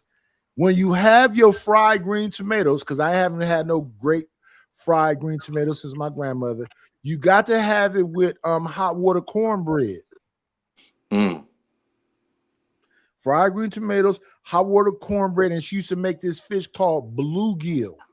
I remember bluegill. Fry that motherfucker. You can eat the tail, you can eat the fin, all of it. Just you know what fish you had to eat if you was broke? Oh Lord, I hated that fish. Goddamn buffalo fish. With all of them bones and god damn. I'm like, I used to be able to eat catfish when I was younger, but this is the power that my wife had over me. She said, baby, it tastes like dirt. I never tasted the dirt until she said that. Once I taste the seafloor, I cannot eat catfish no more. Mm-hmm. I used to love catfish nugget. I used to make with the damn pancake batter and season it up and whatever, so it tastes kind of sweet. Put a little cornmeal in to make it. I used to love catfish. I cannot eat that shit no more. I don't even attempt to buy catfish. What about orange roughy? I like crappie. I like bluegill. I like sole. I like bass. I like cod. Yeah. All them other fishes, I'm cool. I got you. Yeah. What about snapper? Snapper's a little dry, but I love snapper. Okay. Snapper is real filling. It's real. It's a thick fish and it ain't no bones you got to worry about like that. Now, yeah. I like trout too, but it's a gang of bones you got to deal with. Yeah. Trout got a lot of bones too. But yeah, I still remember salmon like croquettes. I'm not even a salmon guy. Salmon croquettes. That's iffy with me. Again, the best salmon croquette I ever had was my grandmother's salmon croquette. Yeah, mine. I don't know how to make the recipe like she made it. I don't know. All I know is she used to use canned salmon that all the black folks used to buy. Yeah. They would use salmon and this other thing. What is it called? What's the other shit called? It's not salmon. It's because they used to mix the salmon with this. What was that other fish? It's in a can too. I know what you're talking about. I just can't remember the name. Is it mackerel? I think it was mackerel. They mix salmon and mackerel with the onions and whatever else. I used to let it. Onions. I just don't know how to make it. Onion, bell pepper, seasoning salt, mustard. Yeah. For binder and cornmeal and some other shit. Yellowfin tuna. I do like tuna also, because for a minute I was eating sushi around here. So I was eating, but see, then sometime they don't do that sushi right. Your ass to be sick. But I was eating sushi around this bitch. California rolls, yellowfin. Can you get cooked sushi, right? You can get cooked sushi. You can, but I like it the raw way. Okay, I'll eat some cooked sushi. What was that thing? What is that fucking fish? What the puffer fish? It's good, but you got to know how to clean it because it'll poison you. It'll get you up out of here. And they got another one. They got a few fish that's poisonous if you don't do them right. That these Asian people like. Pufferfish, if that's not made right, you will be up out of here for real. Yeah, for real. yeah. But yeah, I was on my raw shit for a minute. Like for the longest in my life, I used to always say, I want my steak cooked where there ain't no pink in it. That's the worst way to eat steak. But you know what? Here's the reason why black folks do that, and I didn't know until I actually saw a video on that, and that comes from us being served a lot of meat that was spoiled and rotten, and having to cook it well done to disguise the taste. And that's just something that's been passed down generation after generation. Because I'm the same way. I used to want my meat well done, and if it was pink in it, I'm like, this ain't cooked. This is raw. And I didn't know no better because that's the way that it was passed down to me, you know. So yeah, I would never say well done because that's cooked too far. Mm-hmm. Then you have medium rare, then you have medium well. Mm-hmm. So I'm more so the medium well. I'm the medium well. Rare and whatever else. So yeah. I don't cook that steak to death. Yeah, I'm a medium well guy. Like my shit on the smoker. Cook that shit on the grill. Yeah. And you know what, Night? I got 2 grills here and I ain't pulled them out and did nothing with them. You only got 2? Right in front of me, I got a barrel. In the back of me, I got a cowboy grill, you know, the one you can adjust and rotisserie and do all. And then right here, I got a smoker. It's a barrel that's like this. And I was about to buy me that damn egg. The green egg. I've been looking at that. I want that low key. I ain't even gonna lie. But the other day too, we had a bad thunderstorm, like a tornado type of thunderstorm. In Chicago? Yeah. In Chicago? Yep. My power was out for 2 days. How are you talking on here then? I was charging my phone in the car. I got internet from my cell phone company, but my Wi-Fi and all of that stuff was out. Like I ran, like when I got in the crib and seen that the lights wasn't working, man, I was running to that freezer like I was trying to toss away dope because I had a lot of wild caught salmon in there. And I'm like, man, my salmon. You don't got a generator? Huh? You don't got a solar power generator? I ain't got no generator. I gotta get one. You gotta buy you a solar power generator and some extension cords. Yeah, I got some extension cords. I just like when we had that kind of situation in my last house, I was like, okay, but I didn't have a solar one. I had a gas one. That motherfucker loud as fuck too. And so then I didn't get gas. Yeah, and go hook them. I'm definitely hooking up them refrigerators. I'm not finna let my food go bad. Yeah. I ran because I had to go get ice too because I put it all in my deep freezer. But I and you put your extension cord to your deep freezer because people from the South always have a deep freezer. I swear. And it was passed down to me too. That's why I say you got the stand-up one or do you got the flat one like this? I got the flat one. Yeah, the flat one. Yeah.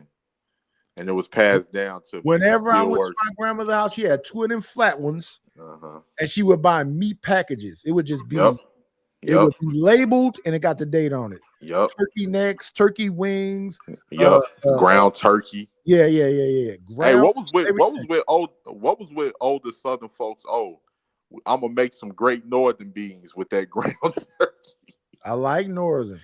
That's one of my favorite beans. I like northerns, black eyed peas, black beans, and what's my other favorite one? Northerns, black eyed peas, black beans, and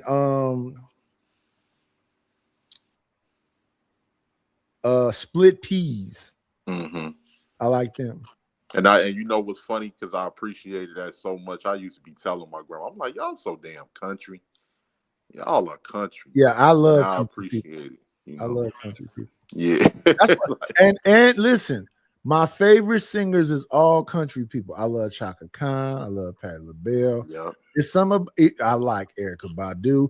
It's something about Southern people, the way they sing and the things that they say. It's different. I'd hate to say this because I do this too, but it's, you know, people that ain't from the South, they just sound too proper. Yeah. But you know what? I used to didn't hear it, man, because like our accent up here.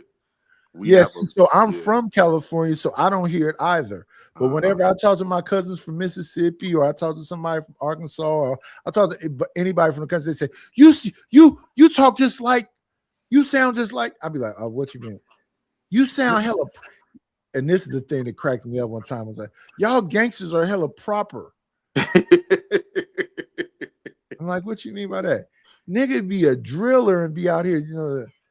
And you are, and I am. Why y'all sound so proper? Like y'all schools must be the shit. Our shit. Our schools are trash. It's just the way Californians talk. I was so messed up.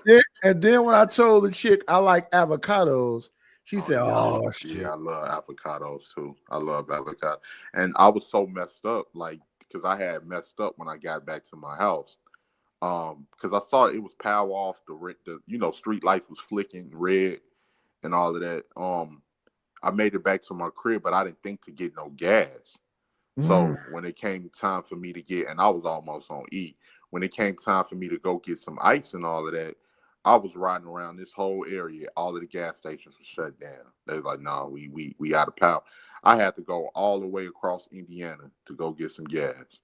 I was like, I don't even know if I'm gonna be able to make it across Indiana. Here goes some other country shit. Let me see if you know this. My country family members had a barrel. Mm-hmm. You know the big ass barrels? Yeah. Like my grill is made out of. Yeah. With gas in it. When the gas is cheap, they fill that bitch up. And you do what they just poured in that red. They can. funnel it. And they get a bucket, a gas thing, and pour that shit in there and put it in their car. Yes. They was very prepared for some. Hey, listen, if some shit pop off, all y'all Southern family members gonna live longer than you city. Yeah, they are. They are. They got the weapons. Yeah, they got the generators. They got the deep freezers. Don't let the motherfuckers be doing taxidermy and all that other shit. Yeah, for sure. And the motherfuckers eat raccoons and shit. Yeah, roadkill. If they hit that motherfucker, they finna come home and skin that bitch and make some coon stew. I remember one of my peoples from Mississippi was up here. Wait. Let me say this. Go to a channel called Country Style. Oh, I watched them. The Fennels. Yeah. You gonna see them niggas eating snake, bear, raccoon, whatever. Yeah, one of my relatives came up here and he was visiting, and I was like, damn, man, I just passed. Somebody hit the fuck out this deer down here over at that Forces. Or he like, cuz you ain't pick it up, you ain't check to see if it was warm. I was like, hell no, what the fuck I look like? Pick that motherfucker up and throw that bitch on the back of their motherfucking truck bed and take it home and get to separating that bitch up and throw him in the deep freezer. They ain't fucking around. Yeah, they sure ain't. They bring that motherfucker upside down. Season that motherfucker right.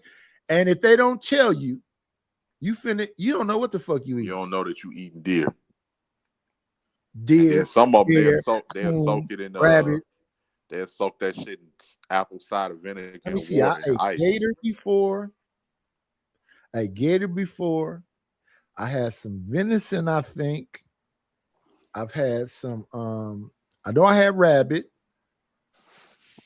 I'm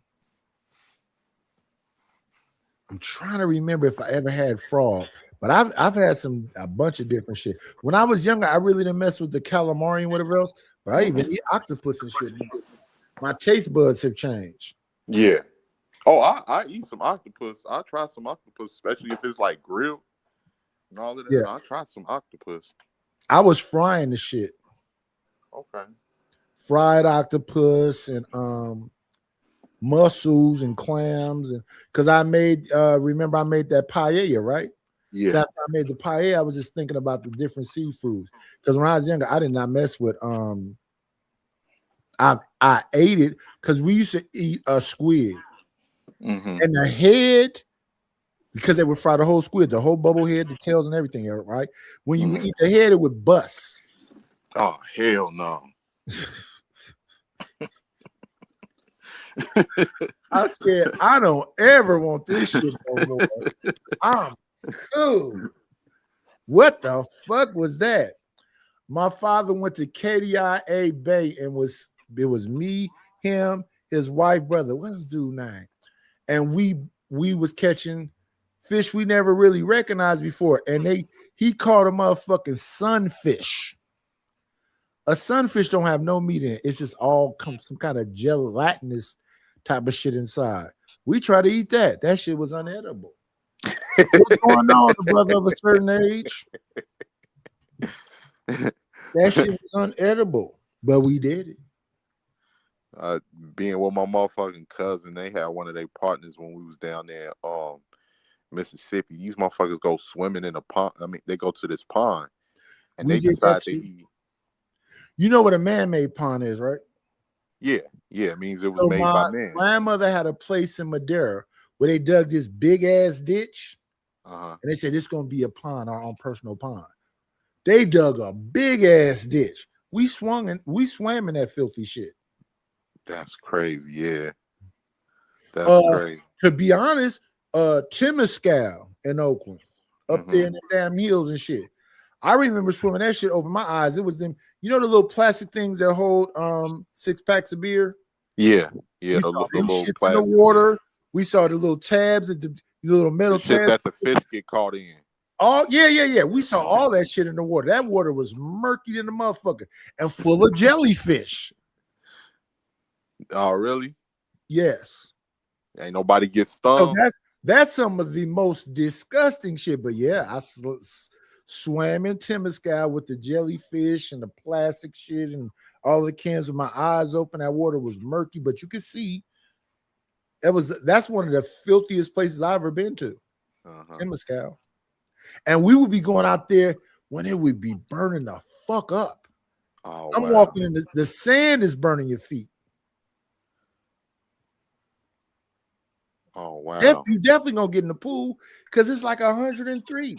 But yeah, I never went to Temescal as an adult because of my Temescal was some bullshit. Madeira was some bullshit. That fucking lake, man-made lake they made. And you know, I just saw what's the name do this? Boosie. You see, Boosie did the same shit where he dug this big ass thing out to where he can make his man-made lake. Yeah. Then he gonna fish. He gonna fish. Yeah, he put the fish. Yeah. He doing that all on his he down there in Georgia too. He doing Shout out to all them niggas that figured out some kind of way to make. Shout out to Boosie. Shout out to fucking what's your boy name? Sauce Walker. Yeah. Them niggas say, I'm coming to your city. You got 5 G's or better, we can do something. Yeah. 5 G's, I give you a verse. 20 G's, I give you the verse. We do the video and all of this shit. That nigga's brilliant. Yeah. That's the chilling circuit. Yeah. So he don't lose no money on it because he know he'll never be mainstream. He know he'll never be mainstream. Yeah, and that's the chilling circuit. That's when you work with your people. And Gucci did the same thing until he became mainstream. I think a lot of people got forget so many that. millions now. Gucci ain't finna show up at your house. Yeah, but in the beginning when he was dropping all of them hood mixtapes, when he was on the lean, yeah. Fat Gucci coming to your house, coming to your neighborhood. No, not Slim. Rich Gucci, skinny Gucci, after prison Gucci, clone Gucci. Yeah, he ain't coming to you, especially after what just happened with him and He's not gonna come to y'all hood and let y'all niggas rob him. Gucci got shot, I believe, in Texas, and the nigga still popping up. Yep. Yeah, he got shot in Dallas. Yeah. Gotta give him props on that. Hey, you know what they stopped making? I had to grab me a couple just to take it back to the 80s on them. Nightish. They ain't producing Fila no more. So I saw online. No, they're not making them in America no more. Nah, so I had to give me some Fila tracksuits. Listen. Let me tell you my 2 favorite shoes when I was younger. The green Fila leather and the Dookie Brown Fila. Yeah. That was my 2 favorite when I was younger. Yeah. I would have had a triple fat goose with the satin. It's the same kind of dookie brown or the green, and it was like a deep green. It wasn't no like so like a forest green. Yeah, forest green, that kind of green with the the white. I was in love with. I had the Fila shorts. I had the Fila short sets. I was in love with Fila for a minute. Yeah, now Fila was the shit coming up. People forget that era, man. Because today people got short memories. It was Fila. But that's the era of Sergio Tacchini and Diodora and Saucony and it was so much shit back then, man. Yeah. What's going on, Sigma boy? So what was the other ones? It was Saucony. It was a damn and all of the athletes had. It was called the Americans. The American Converse. They was white, red, white, and blue. But the shoe, the majority of the shoe was white. Sigma said, "Don't nobody talk about K-Swiss no more," and he's right. I ain't heard. Yeah, we used to mess with K-Swiss too. How until they said the Klan was associated with it. We used to mess with British Knights until they said the Klan was associated with it. They said Troop. Same thing about Troop. MC Hammer brought us Troop. We was trooped out for a minute. We was trooped out for a minute. All of the become a Hammer. The starter jacket, the pullovers. Yeah. I was saying to somebody the other day, do you remember the Patrick Ewing sweatsuit and shoes? I remember the shoes. I don't remember the sweatsuit. Man, the sweatsuit was bad than a motherfucker. It had like a little short cape for the collar, and they had the multi-colorways. That shit was fire. I'm broke now. I'm gonna just stick to the rivers and the lakes that I'm used to. But yeah, all that shit. But you know what's crazy that somebody pointed out on Instagram and they was not lying. They was like, no matter whether you was in Oakland, Chicago, Detroit, Baltimore, everybody had that one random. It was somebody in your hood that had that one random Hornets starter jacket pullover. And I was like, he was not a Charlotte Hornets fan. You getting robbed for that. You getting robbed for pretty much all starters and all Jordans. Yeah, in the early 90s, yes. That was a real big thing. That was a real big thing back then. I knew somebody around our way. And at that time we was living over there in Terrortown over there in G. Herbo's neighborhood, what is now his neighborhood today, but he wasn't even born then. But it was a dude on my block. They followed him around the corner, robbed him. He had a Bulls pullover and the Jordan 11s, the ones with the shiny patent leather on there, and the black and red ones, and the Bulls pullover, black, red, and white one. They robbed him for that, and they shot him anyway. He gave up the stuff, and they still shot him, man. Luckily he survived though, because they grabbed the stuff, and as the dude was turning to run away, he just turned around and popped him, hit him in the shoulder. He ran all the way. He ran to his house barefoot. Ran to the block. I remember being poor when the starter shit was out. So they had this starter that was just the nylon and it had no pad and nothing else. Me, my big brother, my little brother all got the same coat. It came from this place called Hard Puts. It was white. It was super thin. It wasn't like the real starters with the little cushion in it, and layers, whatever. And the other thing that we used to have back in the day, we used to have something called derbies. And then Derby had a knockoff called Chalk Line. Well, we had the real derbies because inside the real derbies, the lining was gold and black fleur-de-lis. The Chalk Line, the inside the lining was white. So people would always try to, motherfuckers was fighting behind this shit. Nigga, there ain't no real derby. That's a Chalk Line, nigga. I remember people fighting behind if you had a real derby or not. And the Chalk Line looked just like the derby. So, my older mind now, I would have wore the fucking Chalk Line. But yeah, we actually had the real derbies. Motherfuckers was fighting behind all kind of dumb shit back then. We had the jelly beans niggas was wearing. We had the color crayons. Jelly bean is like a plastic shoe they sell in a bin. They had the root beer color. They had the blue. They had all the color. They had the clear ones that look like this clear plastic. Motherfuckers, man. When I think about all the dumb shit black, I don't know if you wasn't here. The beginning of the show, we was looking at Mr. Fantastic talking to, you know who Pastor Manning is? Yes, I'm familiar with Pastor Manning. Fantastic was talking to Pastor Manning. My goodness, the shit that niggas spend money on. Yeah. When I listen to Pastor Manning, even though he's famous for saying, you niggas is crazy. That man, right? Hey, man, I can't disagree with no more. Black people are fucked up. When I remember now in my head listening to Self-Destruction, in the beginning of Self-Destruction, he said, we have a real problem. That shit is real now. Yeah. Even though it probably was real then, I just wasn't paying attention to it because I was in it. Yeah. But now that I'm not in it no more, I'm not doing whatever, I be looking at the shit and I be like, you niggas is really just deleting each other out. When I look at and I hate to say this because I really hate to say this.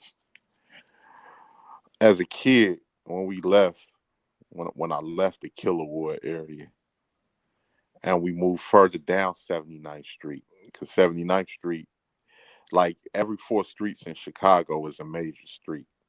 So they cross east and west on the south side, from the southeast side to the southwest side. And that's, you got your 79th Street, 75th Street, 71st Street, 67th Street, 63rd, 59th, like they go like that. So we moved further down 79th Street from Auburn Gresham into the Ashburn neighborhood. And that was a neighborhood that was mixed. It still has some white folks over there. Like they was like Irish white folks or whatever, black people, because we wasn't far from the black area, Hispanics. And I'm ashamed to say that when I first saw their family structure, I was like, man, y'all, like, that's when I started noticing that shit wasn't right in my family. Because before then, it was just normal. Motherfuckers arguing, motherfuckers fighting over petty shit. It's not the same no more. Yeah. And I can see all the fractures. What's going on, the broke genius? But I remember being younger and we had multi-generational homes. That was regular. I don't see that no more. No. I don't even see it was my grandmother. It was my grandmother, my mother, my 2 brothers, my uncle, his wife, and his kid all lived in the same house. That works. So in here, in my house, if I could have got that kind of dynamic, but I'm the old person now. But yeah, we had multi-generationals up there and wasn't nobody tripping.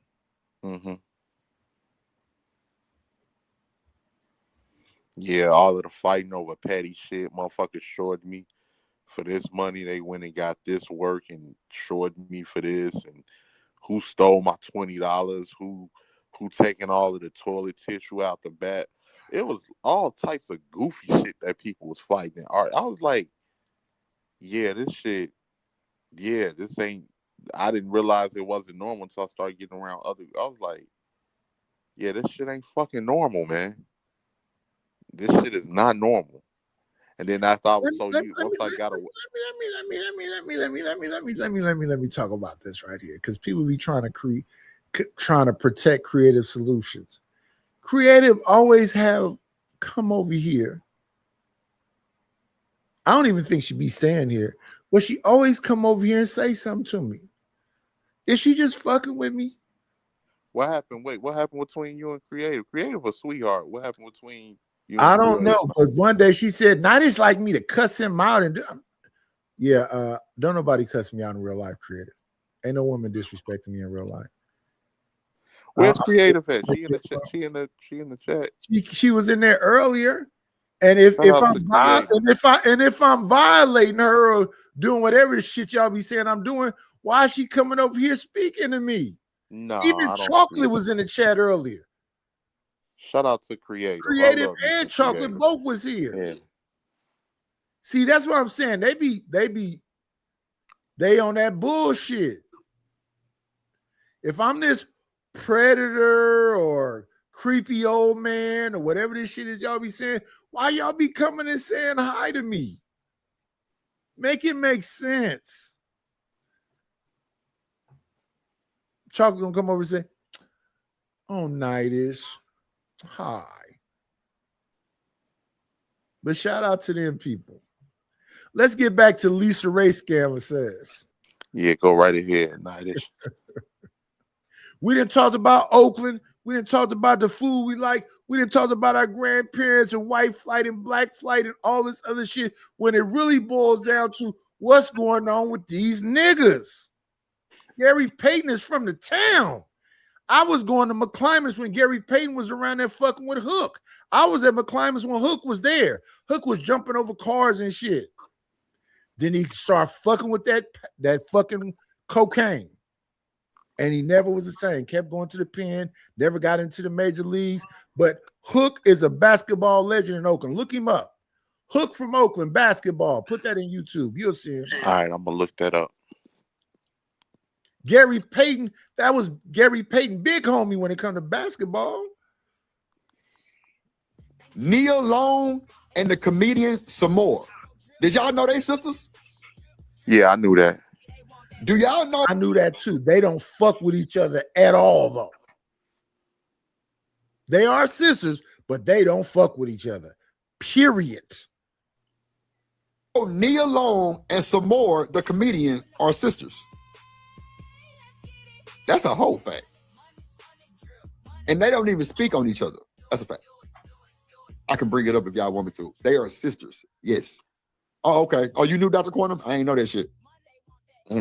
Go. But Monique Payton did not play by those rules. She refused to leave. She refused to be moved. Same day. And that decision completely changed the dynamic because now, instead of Gary riding off into the sunset with Lisa Ray the way she may have envisioned you, had a full-blown war between Monique and Lisa Ray. Yeah, I ain't hear about that till like yesterday, I think. That spilled out into public spaces and it got physical. According to sources, things got so heated that Monique and Lisa Ray ended up at the same basketball game. And when they came, wait a minute, that's foul. You got Lisa Ray and your wife in the picture together. Let me go back on mute. Give me a second, y'all. We'll let it play. Face to face, Monique reportedly lost it. Word is that she beat the taste out of Lisa Ray's mouth right there, and it. Whoop the God damn. Got him. Damn. What's up, Rilla? Literally took multiple people to get between them before the situation escalated any further. Let's sit with that image for a moment. You've got one of the most beautiful women in Hollywood getting handled at a basketball game because she went to a woman's home and announced she'd been sleeping. She whooped on her, man. Monique said, bitch, I don't give a fuck who you is, bitch. Yeah. Now look at this motherfucker, Shiesty Bomb. She said Lisa was never pretty to me. I be damn. Yeah, who got the tape, Walter?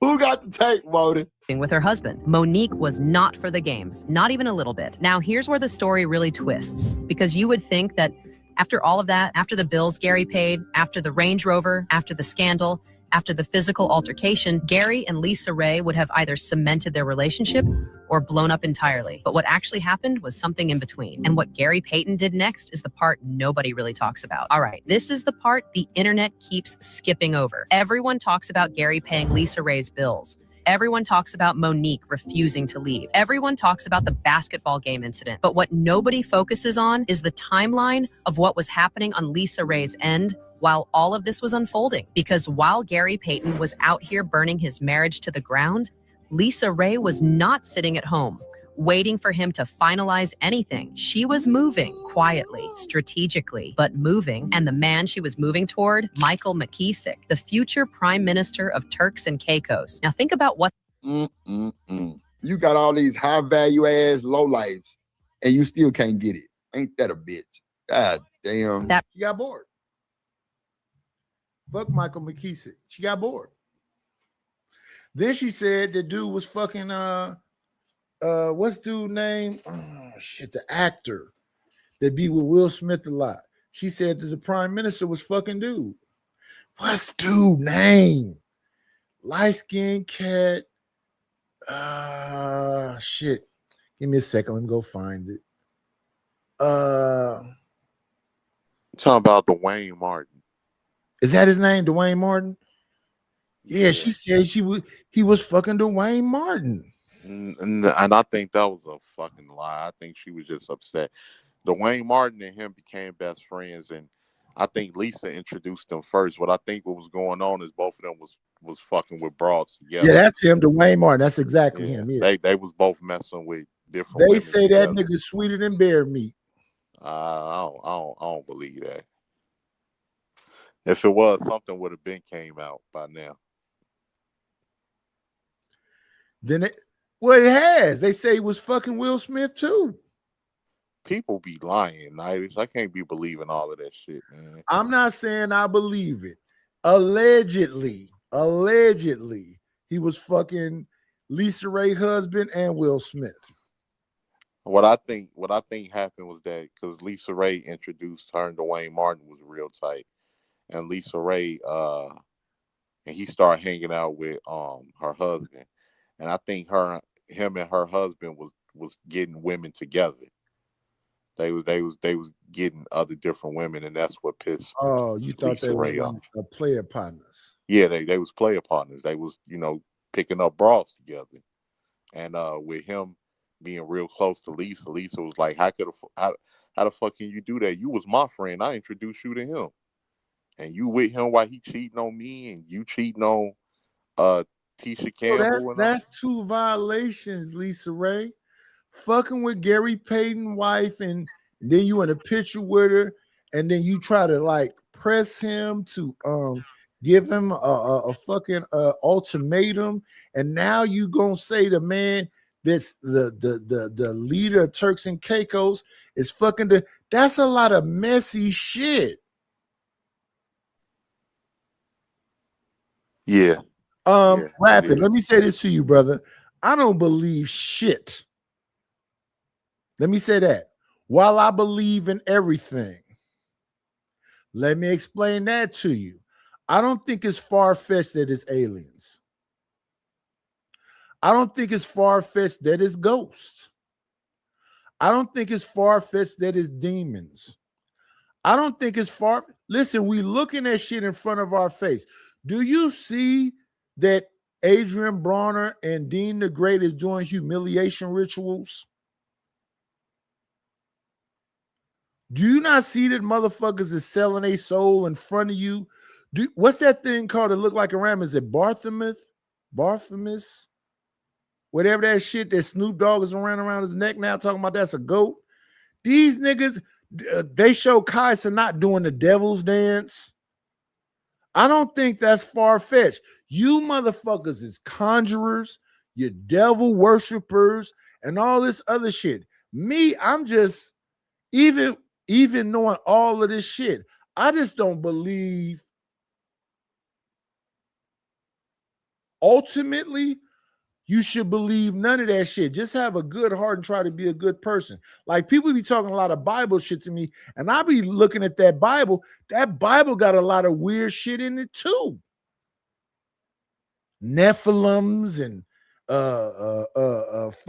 what's in Ezekiel's wheel, and they be describing shit that sound like alien shit. That Jesus went out into the desert and went up to the tabernacle. The tabernacle was always in the sky. Was he going to a spaceship that was hidden behind clouds?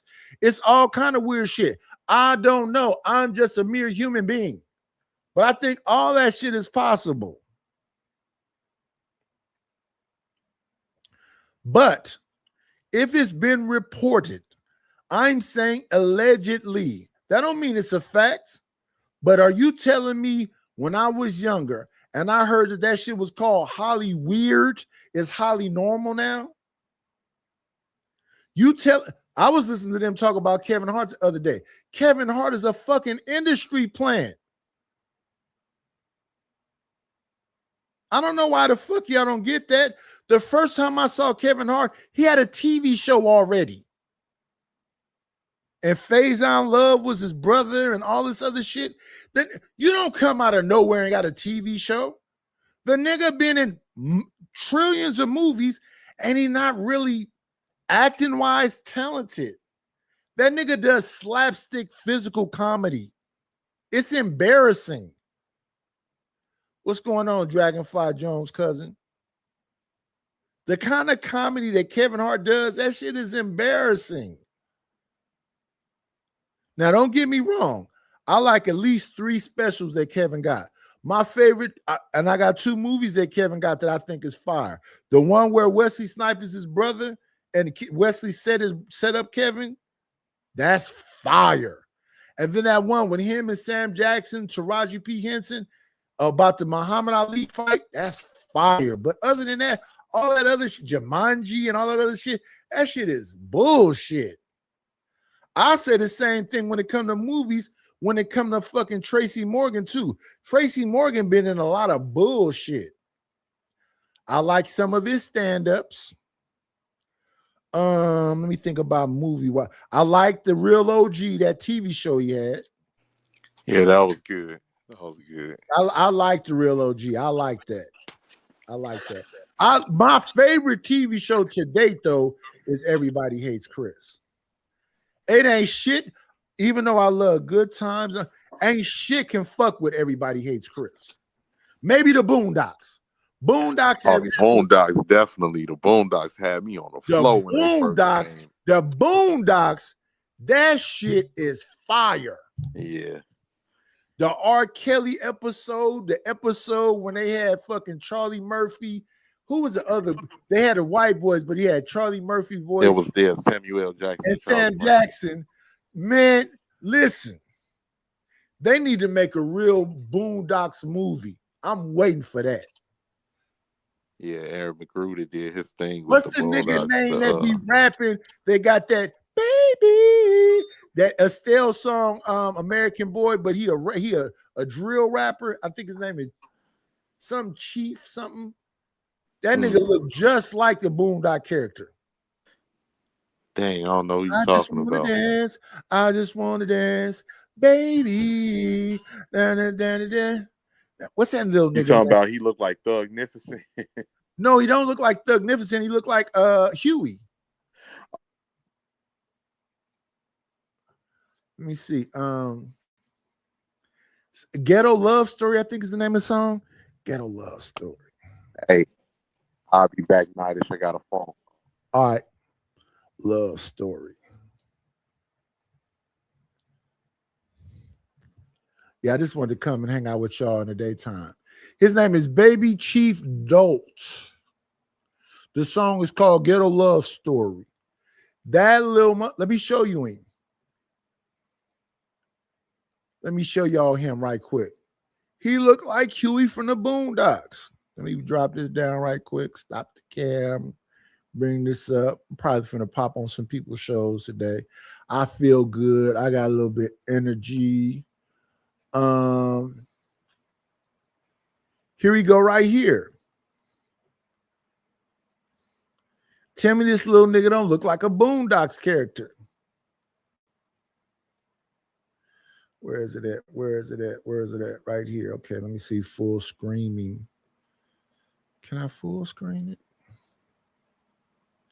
Matter of fact, let me just snatch his name up. Baby Chief Do It.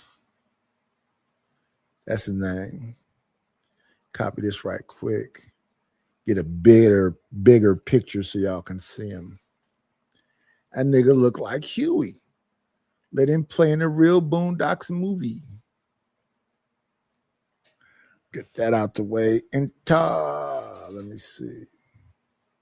Oh, here we go. We'll just mute it up so you can hear the sound. Can y'all see him? The nigga rapping right there. He don't look like Huey.